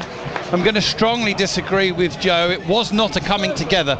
Waldron was in front of Menayes, who made the decision to pull him back over his shoulder, and I'm clear about that, and I've seen the replay, so it wasn't any kind of coming together that could be excused, and we're allowed to disagree. Here's Houston, twists, turns inside the penalty area, sends the ball in, it breaks to Stokes. Stokes goes down and wins a free kick on the edge of his own penalty area, and finally, and a moment for things to just slow down a little bit here. Shots with a free kick on the edge of their own area. Right, let's see what's going on elsewhere. 2 goals early on here at Roots Hall have turned things around. What's going on though at Accrington against Crawley? One of 2 games that when we last heard were still goalless. Any change to that, Gary Smith? No, nothing really, Rob. We're just about to hit 54 minutes and it's very, very even, Stephen, the start of the second half, as the first half was. Will Wright just had a speculative effort. Bear with me, though, because Darcy's broken forward. He's found Kelly just inside the box. Gets the right-footed shot away, but it's straight into the midriff of the goalkeeper, Vitek. Crawley looking to play very quickly on the counter-attack, and Will Wright, as I say, strode forward into the opposition half and unleashed a thunderbolt from 30-odd yards a few moments ago, but it was always rising up and over the top of the crossbar. Accrington still a little bit in the ascendancy, I guess, in terms of possession and any chances that they are creating, as you would expect maybe for the home side, but no breakthrough, Rob. 54 and a half played. Accrington 0, Crawley 0. Thank you very much indeed, Gary. Now, while Gary was updating us, Aldershot Town are going to make a double substitution. So Kwame Thomas has come on for James Daly up top, and Kian Harries finds himself back in the action, replacing Dayan Tetek. as Aldershot throw on another defender. And for Harries, who has just missed a couple of games through suspension following his own bit of red mist, he comes back into the action a little bit sooner than he might have anticipated, Joe. Yeah, well, with the sending off, Frost went to right back and Minoga slotted in to make it a back four. It looks as if Harries has come on and they're now gone back to a 5 at the back, with Frost as the wing back and Harries just going into the centre of that free defence. Kick given against Stokes there, who won the ball really well. And he's now going to get yellow for his dissent, but he was fouled. It was clear and evident. The referee's got it wrong. And it seems that you can't even appeal for a free kick anymore. Josh Stokes now walking a bit of a tightrope as well on a yellow card. I empathise with him, Joe. I mean, it's right in front of us. We could see he was clearly fouled, but you're not allowed seemingly to appeal anymore. No, they're trying to clamp down on that, aren't they? You can't really say anything to the referees nowadays before they're waving a card in your face. But yeah, it looks as if Josh Stokes has actually gone back into midfield now as part of that change. Gateshead are 2-0 up now against Oxford City, who are also down to 10 men. Denanga on the score sheet. Here's the free kick then from Southend. Played down the left side to Ralph. He's in acres of space, pulls it back. Shot comes in from Hussein. It goes wide. Southend try and claim a corner. Referee having none of it, and it will be a goal kick to the Shots. While they set up for that, let's go to Woking against Wealdstone. 0-0 at half time. Have we had any goals yet in the second half? Tom Mitchell. It's still goalless here at the Lifeway Community Stadium, just approaching the 58th minute. Wilson with the best chance of the second half. Taran Alaraki, the former Woking man, on the left-hand side, just cut in onto his right foot, and his whip shot just went wide the post. But again, Woking haven't really come out the traps very well this second half, so it's Woking 0, Wilson 0. Thank you very much indeed, Tom. Southend have a defensive throw, so we might as well complete the hat-trick and pop back to Meadowbank, which is the other game that's got 3 goals in it so far today. When we last heard, Dorking took the lead. Ebbsfleet came from behind to go 2-1 up. Is that still the situation? Ryan Matthews. Still 2-1 to Ebbsfleet here, but this game has sparked into life. Dorking have had an equaliser chalked off for offside, and Ebbsfleet looking to apply the pressure. It's a bit of cat and mouse so far in this second half, both sides trading chances, and to be honest, it's getting a little bit fiery, but it's still Dorking Wanderers 1, Ebbsfleet United 2. Thank you very much, Ryan. Southend on the attack again with Hussein. Plays the ball inside to Bridge. Can Aldershot keep their heads? Can they defend stoutly? Can they create a chance somewhere in the rest of this second half and nick themselves a point? It's looking a tough ask at the moment. Here's Dimitriou playing the ball inside to Morton. Morton to Hussein. Hussein into the feet of Waldron, trying to twist, turn and get a shot away if he can. He pokes the ball out to Morton. Morton shoots, and that's high. And interestingly, from Southend, you'd expect them to dominate, Joe. You'd expect them to have the lion's share of possession and territory, but they've also got to keep in mind that every point is precious, and it's a slender lead they have, despite the fact that they've got the player over. And they don't want to get too excitable about it, do they? Do you know what I'm saying? They need to protect the 3 points as well, because they're just as precious for them. Yeah, absolutely. And we saw in the first half the quality that Aldershot have on the counter to be able to break and open them up. And even though Aldershot have a man less, they've still got a good chance, and the quality in their team to do that. So they've got to keep it tight. They've managed to get themselves back in the lead, and they can't throw that away now. And another of the teams trying to chase down the likes of Aldershot in the playoff positions outside them at the moment. Halifax have taken the lead away at Dagenham and Redbridge. Here's Glover coming forward from the left side, cutting in, changing his mind and going out. Kidderminster have retaken the lead at Oldham. Here's Glover on the left, tries to get his cross in. It's easily snaffled by Ndeng and D, and he kicks from the edge of his area out to the left side. And Harries is beaten in the air by Cardwell. The ball runs loose. It's being held up by Waldron, but well won by Minoga, who shakes off Waldron, plays it down the left to Glover. And not the best he's absolutely clattered there as the ball went away. He's okay though, he's up to his feet. O'Keefe plays it forward, and Kwame Thomas will chase it down by the corner flag, but the ball's going to run away off the very slight slope, and it will be a goal kick to Southend United. And I can draw breath. Joe Pope, over to you. Yeah, What do we say, eh? You know, how games changed. Obviously, Southend got themselves back in front in this one. It's up to Aldershot now with a man less to see whether they can, remain patient and, they will get a chance. They just got to make sure that they keep themselves in the game to take it when they get it. Gateshead taking the game away from the other 10-man side, Oxford City, 3-0 now. There's a good turn. Another free kick against Aldershot on the edge of the penalty area. This time it'll be a left footer who takes it. Just a free kick, I think. Although we keep an eye on referee Richardson, who has only sent off one player before this season. He took a long time to think about it, a long time. He was under a lot of peer pressure from the Southend players and the vociferous home crowd, but he didn't rush into the decision. Be interesting if he looks at it back later to see whether he would have made the same one. For me, I'm always honest, I thought it was a yellow. In comes the free kick, headed away and then punched away by Van Stappershoef, not very far, back to Bridge. He sends it back into the area and Minoga will clear it away from the danger zone, and Southend will bring the ball under control just inside their own half with Demetrio, who's quickly being shut down by Stokes. Great work from him all the way out, and then the ball's played out to the left hand side, and Stokes probably forced that. We're going to see a substitute for Southend now. Tell us about the player who's about to come on, Joe Pope. Jack Wood. Yeah, really pleased to see Jack Wood come on. Player I'm a real big fan of. James Morton it is to depart. I'd say Jack Wood's more of an attacking midfielder than James Morton. So it'll be interesting to see how Southend cope with him in midfield. Really good play. He has a note for Kavanagh Miley there as he comes on. It wasn't his Nando's order from last night, was it, Rob? We may have spotted one of the Southend players in Nando's last night. Other franchises, of course, are available. Aldershot take the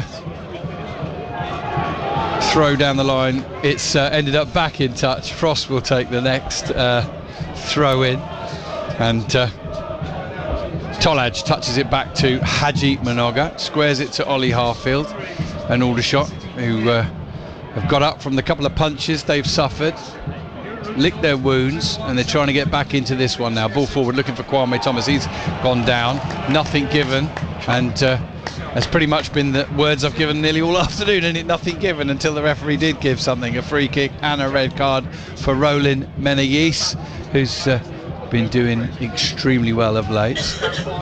Farnborough have gone a goal down at Hampton and Richmond Borough, who are flying at the top end of the National League South. They occupy one of the playoff positions Farnborough would love. Here's a cross in from Ralph, cleared away by Minoga, and goes into touch just before Lauren Tolaj can get it. So the shots are thrown on a couple of fresh legs, an extra defender in Harries and a bit of a target man in Kwame Thomas, and how things can change so quickly in football. And at one point in the first half, the shots took the lead, and in the live league table were briefly fourth. Solihull then scored and put them down to fifth, and as it stands now, they're not going to take any points today. Callum Stead scored for a second time today for Barnet.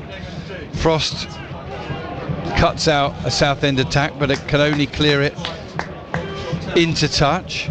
As it stands in the live league table, Aldershot would remain sixth this evening. They will have played a game or two more than a lot of the clubs around them. Perhaps more notably, the likes of Halifax are closing in on those playoff positions. As it stands, they're going to be level with Oldham in the final playoff berth, just a point behind Aldershot. Here's Harfield in possession, clipping the ball out the left side, where despite the fact they're down to 10, Glover is in acres of space, comes forward now, goes inside, aims for Kwame Thomas, but even if he wins it in the air, there's no one with him. It's headed away by a Southend player only as far as Frost. Frost goes back to Stokes. Stokes exchanges passes with O'Keefe. Ball into Kwame Thomas inside the penalty area, touches it back to Frost. Frost squares it, I beg your pardon, Stokes squares it, and Kensdale, who may, very tentative this, but he may have scored the winning goal today for Southend, and Cardwell of course got the other, following up from a pretty weak free kick that went through to Van Stappershoef. who will be the first to admit that he could and should have held the ball. He plays the ball forward now. It's headed away by Ralph. Kean Harry's onto the next ball, does the sensible thing, lifts it up and under over the Southend defence, but Kensdale's there to head it back to Ndee. Solihull Moors are 2-0 up against Hartlepool. Chesterfield are 2-0 up as well. And we have had finally our first goal of the day at the Laithwaite in the match between the two W's, Woking and Wealdstone, to whom as the opening goal gone? Tom Mitchell. It's gone the favour of Wilson. Really nice play from Wilson for a short free kick down the right-hand side. It was put in for put in at the back post by Nathan Ferguson from a Corey Andrews cross, low down, and Ferguson slid in at the back post to put it beyond the reach of Jasklein into the bottom corner. 67 minutes played. It is Woking 0, Wilson 1. Haji Minoga, thank you very much. Here's Frost on the right side, sends the ball in. It's half cleared, only as far as Minoga, sends it inside to Stokes. Stokes clips a ball in, comes off the Southend player, goes behind for a corner. The Shots fans all scream handball, and I have to say that was a bit hopeful, Joe. A little bit hopeful, but it's really bright play from Aldershot, Rob. They're down to 10 men, but they're not lying down, are they? The last 5 minutes they've taken the game to Southend, a couple of chances, more of the ball in and around Southend's box, and Ollie Harfield, brilliant cross with the ball. He's going to have a chance to get it in now from the corner. Absolutely. There's a coming together between O'Keefe and Ndee, who goes down. Referee sure to have a word with the Shots skipper O'Keefe, who was involved in that. I think Ndee, in an effort to make it, to not be pinned down, just went down as if to make a point to the referee. Very clever that from the young goalkeeper. O'Keefe tries to stay in there on the goalkeeper, and time's elapsing. Aldershot need to stay in the game. Can they get level in the game? They go short with the corner from Harfield to Glover. In it comes to the box. Cardwell half clears it, but only as far as Tolaj, who squares up now against Nathan Ralph, who reads him really well. Knew he was going to go back onto his left foot, wins the ball and feeds Harry Cardwell. He sends it to Wood. Wood back to goal. Goes all the way back to his goalkeeper, takes no chances. And Southend are going to have to do that at times. They need to play like that. At the very least, they don't concede another goal. They'll win all 3 points. There's a ball straight down the middle. And, Waldron battling away on the floor. Aldershot retrieve possession inside their own half and play it up to Kwame Thomas. They're having a really good little spell here, the Shots, and Hussein has to go all the way back to Ndee. Okay, and Solihull Moors are 2-0 up against Hartlepool now. Will Grigg got the second goal for Chesterfield against Rochdale. And we will go in a short while back to Accrington and see how Crawley getting on it at in League 2. Here's Kavanagh Miley in possession, exchanges passes with Hussein. I think Southend have kind of got the job done, but they've got to get the job finished, and that's what Aldershot sense at the moment. Harfield with a good wall pass back to Hussein. Forward run, well read by Ryan Glover, does really well there. Plays it up and it's headed on by Ralph all the way back to Kensdale. And we are going to go to Gary Smith now, who can tell us about a goal in the game between Accrington and Crawley. Gary? Indeed I can, Rob, and it's gone the way of the visitors. Accrington 0, Crawley Town 1. They won by a similar scoreline on Tuesday night with a goal at a similar point in the game. This one came from a corner, swung in by Will Wright on the right-hand side, and Harry Ransom got across his man, glanced ahead of goal as it clipped the post away from Vitek and rolled across the goal line. Ransom has his first goal of the season. Crawley have the lead. 69 minutes gone. Accrington 0, Crawley Town 1. Thank you very much indeed, Gary Smith. While you've been with Gary listeners, Southend still pushing and asking questions. Here's Bridge, sends it in from the right hand side, headed away by Glover. Out towards Kwame Thomas, who flicks it on, but it'll just go through to one of two excess Southend defenders. And it is Kensdale who actually then chooses to feed the ball to Kavanagh Miley, who's got the ball at his feet now. The Southend have turned this round. There's a ball into the penalty area. Waldron's in again. Is he pulled back? Nothing given. Ball's gone behind for a corner, and I sensed a little halt in his momentum as he went forward there, so I don't know if he was checked again, Joe. I was almost waiting for the referee to give another penalty. Yeah, well, I was waiting for Daniel Waldron to put the ball in the back of the net, but he doesn't, and it's a corner for Southend. Jack Bridge to take it with his left foot, nice swinging cross, no doubt. Well, definitely a slight loss of momentum of Waldron as he came forward. If it was a foul, it was a much more subtle one than the one from Menayes that got him sent off. Here's the corner in from Bridge. Header down is brilliantly beaten away by Van Stappershoef down low at his post. And if Aldershot do get away with here from anything today, then the Dutch goalkeeper is desperately trying to get himself back in credit after really a situation where he should have done better for the Southend second goal. Joe will come back to in just a minute. Another corner to Southend. They're homing in on double figure corners now. Cardwell heads it back across the area. It's headed away by Kwame Thomas.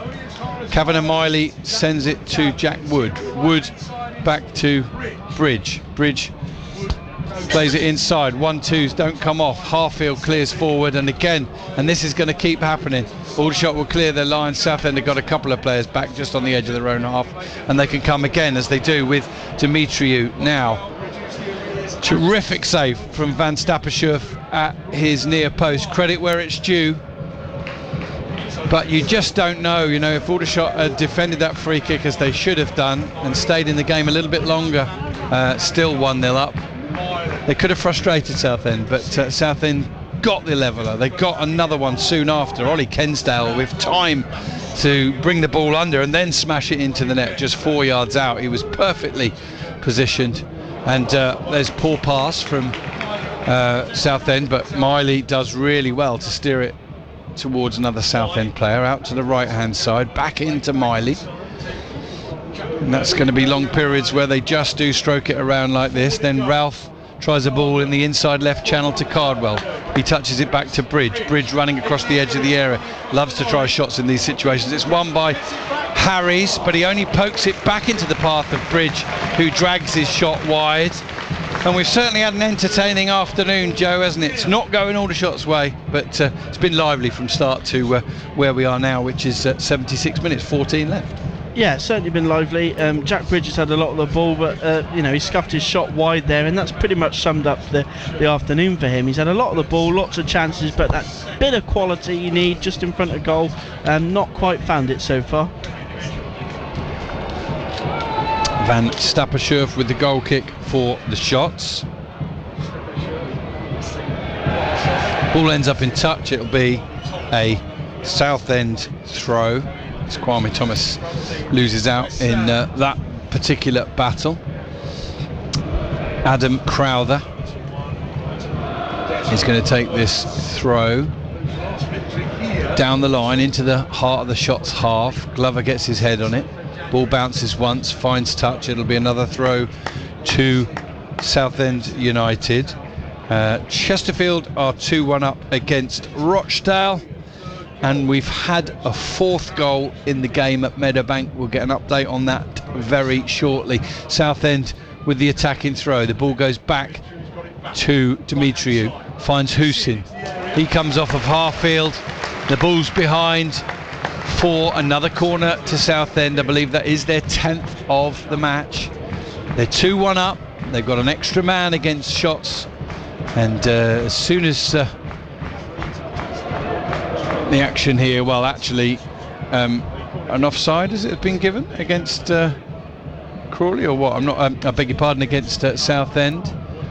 Not sure what it is. It's going to be retaken. Stand by at Meadowbank. Ryan, we'll be to you as soon as we can. I think the referee has called via his assistant for the corner to be taken again. Bridge, right-footed, out swinger. Header is back off the bar, half cleared, and then brave challenge. Tolaj barges into a Southend player, Waldron, who goes down. Referee's not going to give it. Frost plays it forward, and really good covering across from Jason Dimitriou, under pressure from Josh Stokes. I'm going to be honest, I thought that was a push from Lauren Tolaj. for me, I thought that was a penalty. Referee who has maybe harshly penalised Roland Menayes earlier is a little kinder this time. Here's Waldron again though in the penalty area, plays it off of Minoga, behind for yet another corner. And Joe, a quick word from you on I mean, clearly Lauren Tolaj pushed, but was it enough for you for a penalty or not?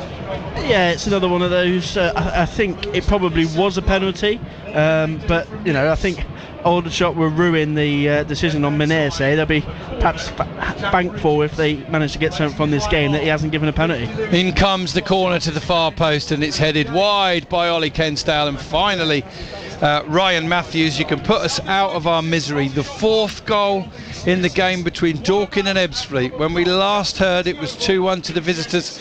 Who's got the fourth goal, Ryan? It's gone the way of the visitors. It's Ebbsfleet United 3, Dorking Wanderers 1, and a second goal for Rakesh Bingham. Dorking Wanderers with a free kick now. They've gone down to 10 men in the second half and just have struggled to deal with Ebbsfleet United. It's quite a simple goal in truth. Overlapping run from Chapman as he played the ball, cut it back from the right hand side to Rakesh Bingham to slot into the far bottom corner, meaning it's Dorking Wanderers 1, Ebbsfleet United 3.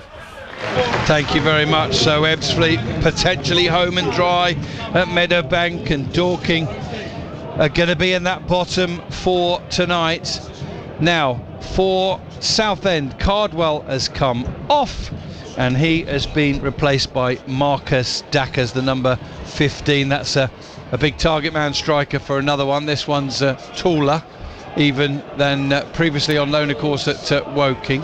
Here's Minoga, who's got Dackers trailing in his wake at the moment, and there's a coming together, and Dackers catches Minoga late, and Minoga just lifts his leg away from him. The fans didn't like that, but he was just letting Dackers know. He knew that Dackers was trying to leave one on him.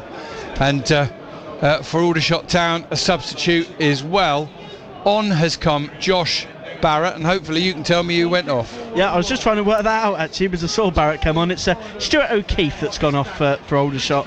Barrett just slotting into midfield. Glover's won the ball, plays it inside to Stokes. He's found Tolaj. Tolaj has got Frost bombing past him on the left hand side, just takes the ball in his stride. Aldershot not out of this yet. Stokes has got it, tries a shot, flicks up in the air, headed clear by Nathan Ralph, and Stokes battling well for it, looks to win it, and yeah, the referee quite rightly made a late decision to give Stokes a free kick for Aldershot, which they've taken quickly.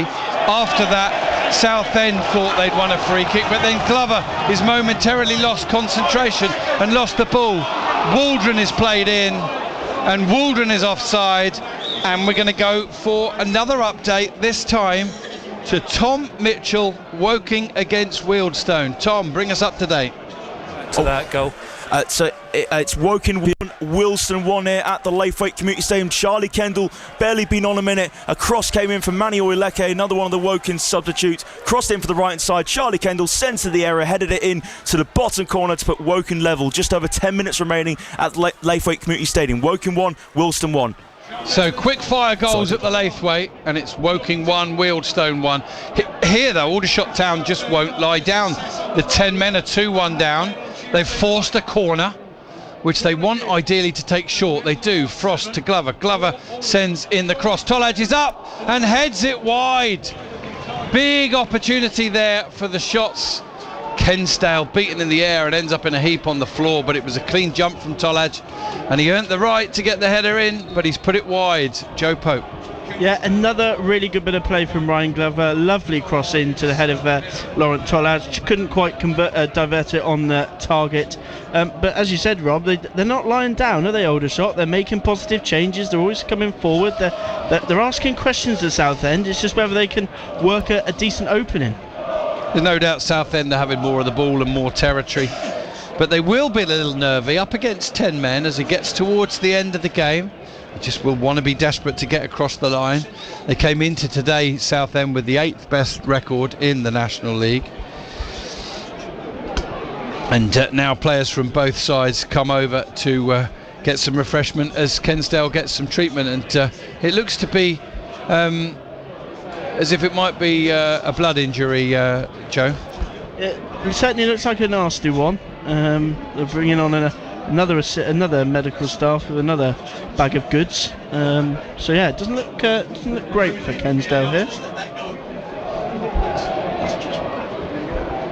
Chance for both managers to get over some tactics in the final remaining time left. Mark Bentley out there with his clipboard, giving some messages across to the Southend players. Yeah, and the best thing I can say for Aldershot at this point, who obviously a couple of individual mistakes, that of the decision making of Roland Menayis and the inability to hang on to a pretty straightforward ball from Jordy van Stappershoef. The best thing I can say beyond that is Aldershot to this point, as we enter the final 6 or 7 minutes plus added time, is that Aldershot have stayed in the game, and generous applause from the main stand for the Aldershot number of supporters that I didn't quite catch. Did you, Joe? No, but a nice touch that from the Southend fans to clap the travelling Aldershot support. Obviously travelled in good numbers today, almost as if they're at home at Aldershot with the curved roof there. That's it. Not quite the East Bank. It's the mini East Bank on the day. So Kensdale, I should mention as well, who's played every minute of every game this season for Southend, will be desperate to stay out there. It's also his 100th appearance today, Joe, and he's scored on it. So what a day it could be for Ollie Kensdale. Yeah, well, it looks like it's going to be an early end to his afternoon. Kavanagh Miley waving for him to come off, and it looks like he's going to have to be replaced. Looking at the Southend bench, only really Wes Fonguk that should come on, but he's all the others are strikers, and they're not going to bring on David Martin. Yeah, I think it looks as if it's a nose bleed type injury. They may be able to stem that as long as there's not an actual tear in the skin. But Fonguk is going to come on for Kensdale, who gets generous applause. So let's take the opportunity as that substitution is made to catch up with Gary Smith, who is up at Accrington against Crawley. Crawley had taken the lead last time, Gary. Are they hanging on to it? They are certainly hanging on at the moment, Rob. The home side have made a flurry of substitutions to try and get themselves back into this game, but it's Crawley who have their noses in front. They're closing in on a third consecutive clean sheet, a third consecutive win, and a fourth game without defeat, courtesy of a goal after 68 minutes, a header from defender Harry Ransom from a corner kick played in by Will Wright. And unbelievably, Rob, it's so tight in League 2 at the moment that as things stand, if Crawley hang on for the 3 points, they will go from 14th to 8th in the table, just one place outside those playoff spots. 83 minutes on the clock, still a lot of football to be played, but it's Accrington 0, Crawley 1 at the present time. So it's going well for Crawley in League 2. Shots are down here, and the foul's been given against Kwame Thomas, which he doesn't like, and he can't say that he agrees with. But in the national, a yellow card as well for Kwame Thomas. The referee Richardson proving yet again you can't appeal any decision now. Obviously we're in the press box, so we don't know and we didn't hear what was said.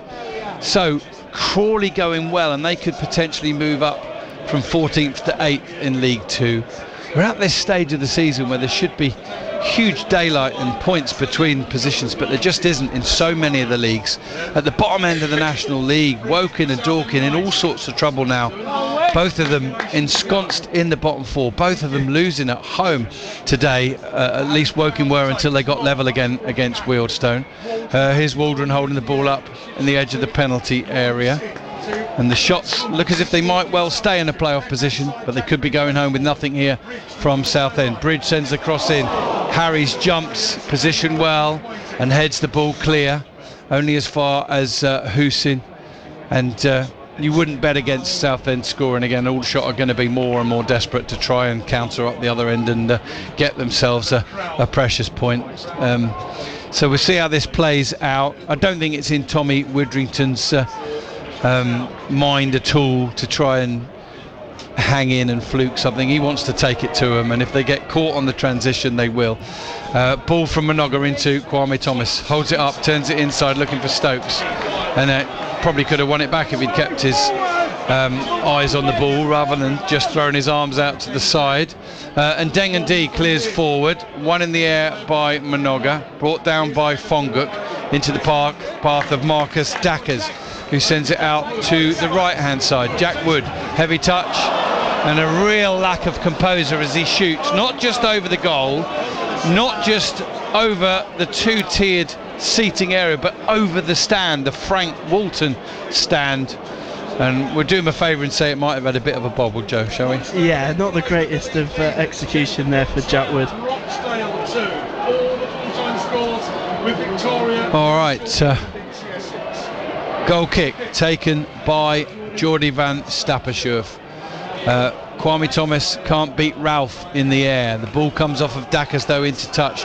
Throw in to be taken by Minoga. Plays it forward looking for Kwame Thomas. Heads it inside.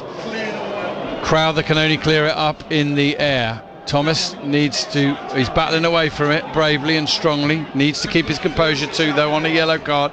Ball played up to Danny Waldron. Turns it round the corner to Fonguk.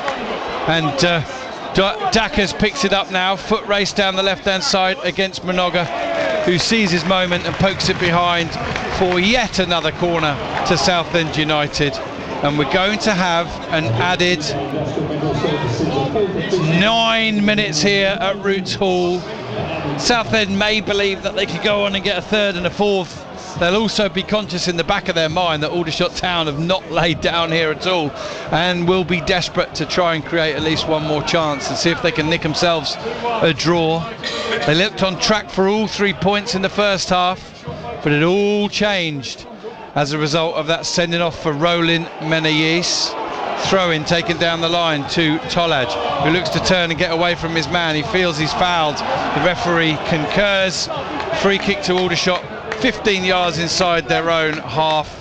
And I love the way that this is going to play out, Joe. I don't like the scoreline, of course, but Aldershot are going to get more and more desperate to get an equaliser. Southend will want to turn the screw and get a third. And I think this is going to go to the wire, isn't it? Ball played forward, not taken down as it should have been perhaps by the substitute for Southend.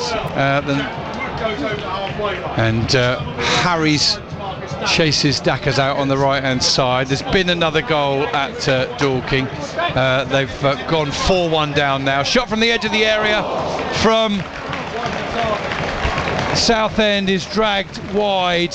And yeah, just confirmation that Ebbsfleet have now scored a fourth goal at Dorking. 2 draws followed up by 2 wins now for Ebbsfleet under Danny Searle and Anwar Udin, or is it 3 wins actually? Terrific start, 5-game unbeaten run, brilliant draws against Chesterfield and Oldham, and we will go for an update on Woking, where that one's precariously poised at 1-1. 2 quick goals there when we can. Oh, they're brilliantly cut out by Glover, but he can only play it into the path of Dackers, who plays it out to Wood. Wood's into the area trying to make room for a shot, shoots and finishes. Shows great composure, and Southend put the game to bed in the second of 9 added minutes. And Wood this time shows composure, takes a second, third and fourth touch inside the penalty area, and then slots the ball past Jordy van Stappershoef. And that is game over in terms of the scoreline anyway. Southend United 3, Aldershot Town 1. Joe Pope. Yeah, well, Southend have had a number of those opportunities where they've got in behind Aldershot and they haven't worked it wide when they've had an overload. Marcus Dackers did it there, and Jack Wood, we talked about his shot that went over the Frank Walton stand. That was an absolutely lovely bit of play from him. Sat one player down and another, and a lovely drill finish into the bottom right-hand corner of Jordy van Stappershoef's goal. 3-1 to Southend. Well, Southend have been down on their luck for a lot of this season, but not today. Referee's just shown another yellow card. I'm not sure who it's to. It would seem to be waved in the direction of Ollie Harfield, but it could have been beyond him at Van Stappershoef, I don't know. But Aldershot are picking up a plethora of yellow cards here. And, well, now, frankly, they just need to get this one done. They showed brief hopes of getting the second goal back. Here's Tolaj battling for the ball, sends it in. Kwame Thomas takes it down, plays it back across. Minoga battles away, wins the ball, nothing given. And then Aldershot are given a free kick, and the Southend fans don't like it because they think Waldron was fouled. Neither Meyer or Widrington are happy. They're both incandescent on the far side. I don't really know why Kevin Mayer's getting so worked up about it. His side have been gifted a red card and got 3-1 up, and they're about to pick up 3 points, so he just needs to calm right down, Joe. Yeah, both managers getting a little bit disappointed. Free kick floated in by Glover, flicked on by a Southend player, and behind for another corner to the Shots, who battled bravely at 2-1 down, but they just didn't get a chance after the sending off of Menezes they just didn't get a chance to compose themselves after Southend had got themselves level. The ball's cleared away, Glover shoots from distance, and it's away, it's wide, and whilst we've got a tense finish at the Laithwaite where it's 1-1 between Woking and Wealdstone, this one's probably pretty much done with about 5 added minutes left. Let's transfer our radio commentary now over to Tom Mitchell, who can bring the nail biter to a conclusion. Woking against Wealdstone. Over to you, Tom Mitchell. Yeah, thank you very much there, Rob. Here come Woking. It's 1 apiece here. We're 2 minutes into the 5 stoppage time. Corboa into the feet of Casey. Casey edge of the box, cross in. It's held up here, and a shot deflected from Walker out for a corner kick.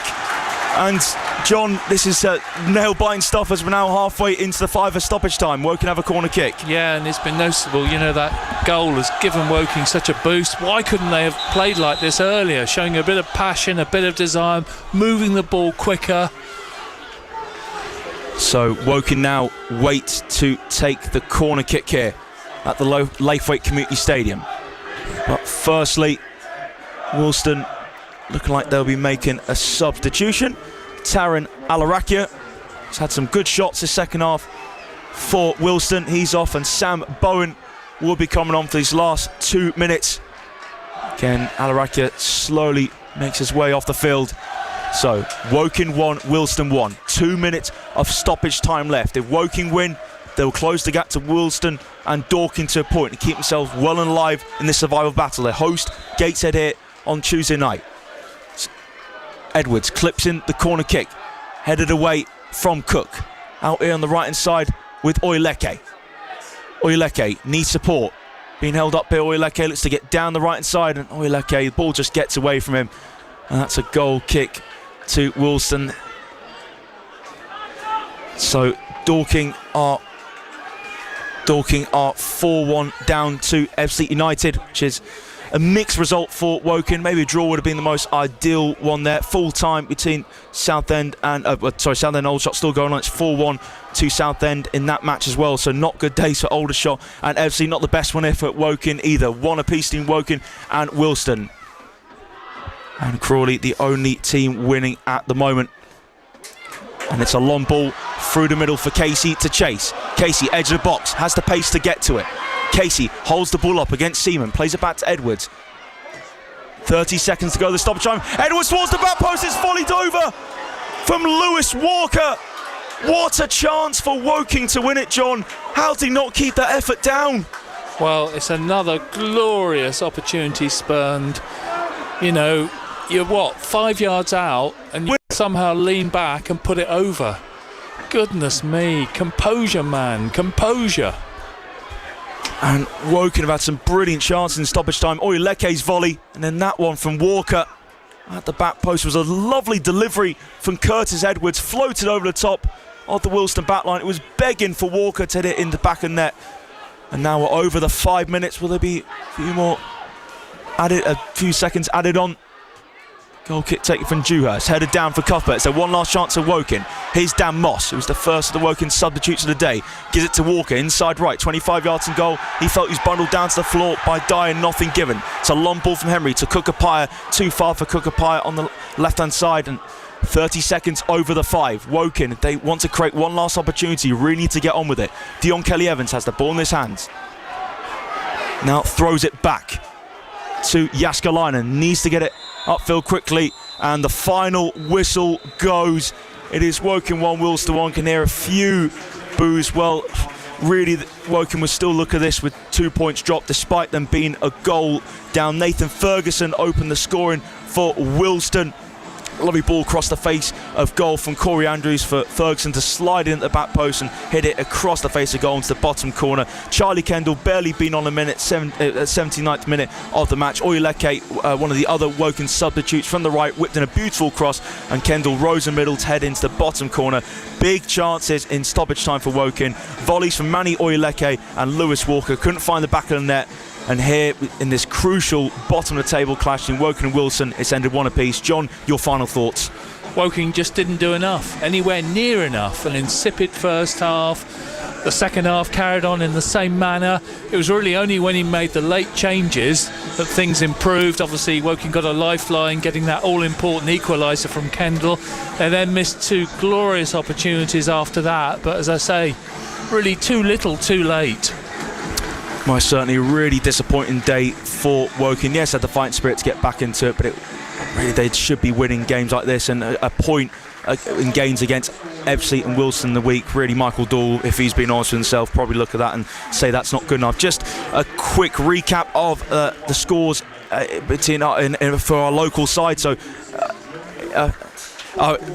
that's very great stuff there from our commentator. So a brave draw in the end, you got to say, for Woking. Charlie Kendall with the equaliser. Woking 1, Wilston 1. Dorking, let's go there. I can tell you that Aldershot have just lost by 4-1. We'll get a full-time report from Rob in a moment's time. Let's go back to the dying embers. Dorking, Ebbsfleet, Ryan Matthews. And we're just coming towards the end of the 6 minutes additional here, and in truth, Ebbsfleet have absolutely outclassed Dorking Wanderers on their own patch. It's a 4-1 lead for Ebbsfleet United. Dorking had a player sent off shortly after the start of the second half, and the 10 men have been really out of puff in these last 20 minutes or so as Ebbsfleet look to attack once more here. It's Toby Edser, 22 yards from goal, feeds it out to Bolongo on the left hand side, twisting this way and that, trying to find half a yard of space, back to right with the strike, saved well by Mail. And that is the final action of this game here at Meadowbank. As I say, in truth, Dorking Wanderers absolutely outclassed by this resurgent Ebbsfleet United team under Danny Searle. It was actually Dorking who took the lead under Charlie Carter after 22 seconds, who knocked the ball into the back of the net. Rakesh Bingham reduced things back to level after 28 minutes with a strike from range, and Luke O'Neill completed the turnaround just before half-time with a stunning free kick. And in truth, in the second half, it was all Ebbsfleet United, and they pressed forward with that advantage. Bingham with his second in the 72nd minute after good work from Chapman. And to put the icing on the cake, Dominic Samuels, the substitute, came on in the 73rd minute, scored in the 86th, stealing the ball off Bobby Joe Taylor, striding forward and slotting it past Harrison Mail at his near post, right-footed. It's going to be a lot of work for Dorking Wanderers to do for the rest of this season. Wonderful stuff there from our commentary team. Huge thanks to all of them. That was Ryan Matthews and Bob Patworth. Defeat then for Dorking today. Woking have drawn 1-1. Let's see if we can get the full-time sum up from Rob back at Southend, Aldershot. We heard the commentary. Disappointment, Rob, in the end, I'm afraid. The sending off pivotal, I think. Yeah, absolutely. The shots a little bit took the lead a little bit against the run of play, to be fair, but by half-time were good value for their 1-0 lead and had opportunities, to be fair, to extend that. Stokes put them ahead, and Stokes it was who had the best chance to double the lead, which might have made a significant difference on the day if he had, because early on in the second half, Roland Menayes made the decision to pull back Danny Waldron on the edge of the penalty area. Despite the fact that he was heading away from goal, the referee, who took a long time to think about it, ultimately showed a red card. From the resulting free kick, Southend put a shot on target, but it was pretty weak. Unfortunately, Van Stappershoef spilt it. Cardwell was on hand to ram it home. Absolute euphoria in the stadium. They sensed blood, the Southend supporters, players and management, and they duly went 2-1 up just a couple of minutes later through Ollie Kensdale. Aldershot stayed in the game. They pushed hard for an equaliser, but ran out of legs late on, desperate to try and get a leveller. They left some big gaps at the back. They were exploited by substitutes Jake Wood and Marcus Dackers, who put them to the sword in the end. 10-man shots going down by 4-1 at Southend. A mixed picture of results at the top end of the National League division means that at the end of this particular Saturday, Aldershot remain in a playoff position. Just by the 1 point, they're in 6th place, and they'll go again very soon, but it's not Aldershot Town's day today. It belongs to Southend. Final score, Southend United 4, Aldershot 1. Great stuff, Rob, and a huge thanks to Joe Pope, who joined him today for our commentary. Let's go to the one win of the day, to the Wham Stadium, where Crawley Town have won at Accrington. Gary Smith, they've done it again. Indeed they have, Tim. Yep, they've got a third consecutive victory. It's a third consecutive clean sheet. 4 games now without defeat and back-to-back away wins. 1 goal was enough to do it at Wimbledon on Tuesday night, and 1 goal was enough to do it here at the Wham Stadium this afternoon. And when it came from maybe an unlikely source. Defender Harry Ransom getting on the end of a corner kick, played in by defender Will Wright. He flicked it across the goal. It hit the base of the post, and it rolled, thankfully, for Crawley across the goal line. And the way results have gone this afternoon as well, Tim. Unbelievably, Crawley now find themselves just 1 place outside the playoffs. 2 points behind Gillingham, who occupy the final playoff spot with an all-important game in hand. But a big game to come next Saturday against Barrow back at the Broadfield Stadium. The home side had the lion's share of possession. They had some great chances. They threw everything at Crawley in the final closing moments, but Crawley held firm, and the 96 fans who made the journey from Sussex here today to come up to Accrington Stanley are thoroughly deserved. And I'm going to do it, Tim, because Harry Ransom stepped up to say to Scott Lindsay, "I'm your man, boss," and he got the winner this afternoon at the Wham Stadium. It finishes Accrington Stanley 0, Crawley Town 1, Crawley up to 8th in the table. Gary, fantastic. Thank you very much indeed. So that is Saturday's sport. That's hour 3. We will have reaction from all the games. We'll look at all the tables. We'll look at the other sporting stories of the day. That is all to come in the final hour. All ahead, of course, of Leo Off with BBC Upload. And then our music show between 8 and 10, which is the Unsigned Band Show, which is fantastic stuff. BBC introducing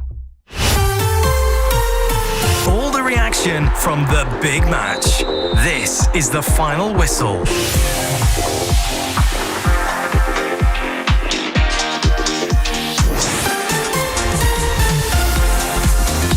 A very good evening on this Saturday afternoon. I'm Tim Durrans with the sporting headlines. It's a Wham day for Crawley. It's 3 wins in a row on the road as they take the points up at the Wham Stadium. Into the box it goes. Ransom gets the header, hits the post and goes in. And Harry Ransom breaks the deadlock at the halfway point of the second half. Corner in from Will Wright, and a little flick from Harry Ransom gives him his first goal of the season. And Crawley take the lead as we're just about to hit 68 minutes played. Harry Ransom has flicked one home from a corner kick, played in by Will Wright. It hit the post, it cannoned back along the line, and it trickled across the goal line. And Crawley have themselves the lead, and with 68 and a half on the clock, Ransom has broken a deadlock. It is Accrington 0, Crawley 1. So great day for Crawley. Sutton United get just 1 point as they draw 1-1 at home to Colchester United. In the National League, Aldershot led, then a sending off, and then it all came tumbling down. Flick on header from Ralph, cross in from Morton, met at the far post, and Kensdale must score and does. Brings the ball down, 4 yards out, smashes it home, and Southend have come from behind to take the lead here at Roots Hall. Southend United 2, Aldershot Town 1.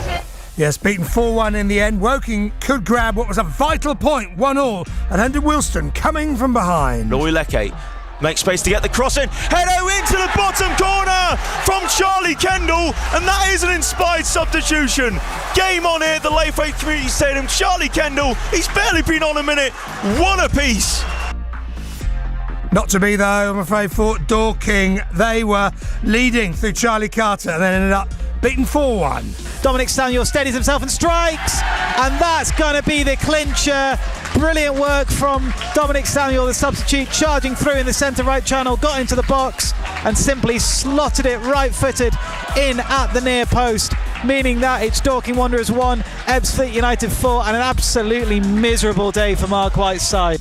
So, Aldershot Town dropped one place to 6th. They're 1 point inside the playoff places. Woking are second bottom. They drop a place to 23rd. 4 adrift to safety tonight.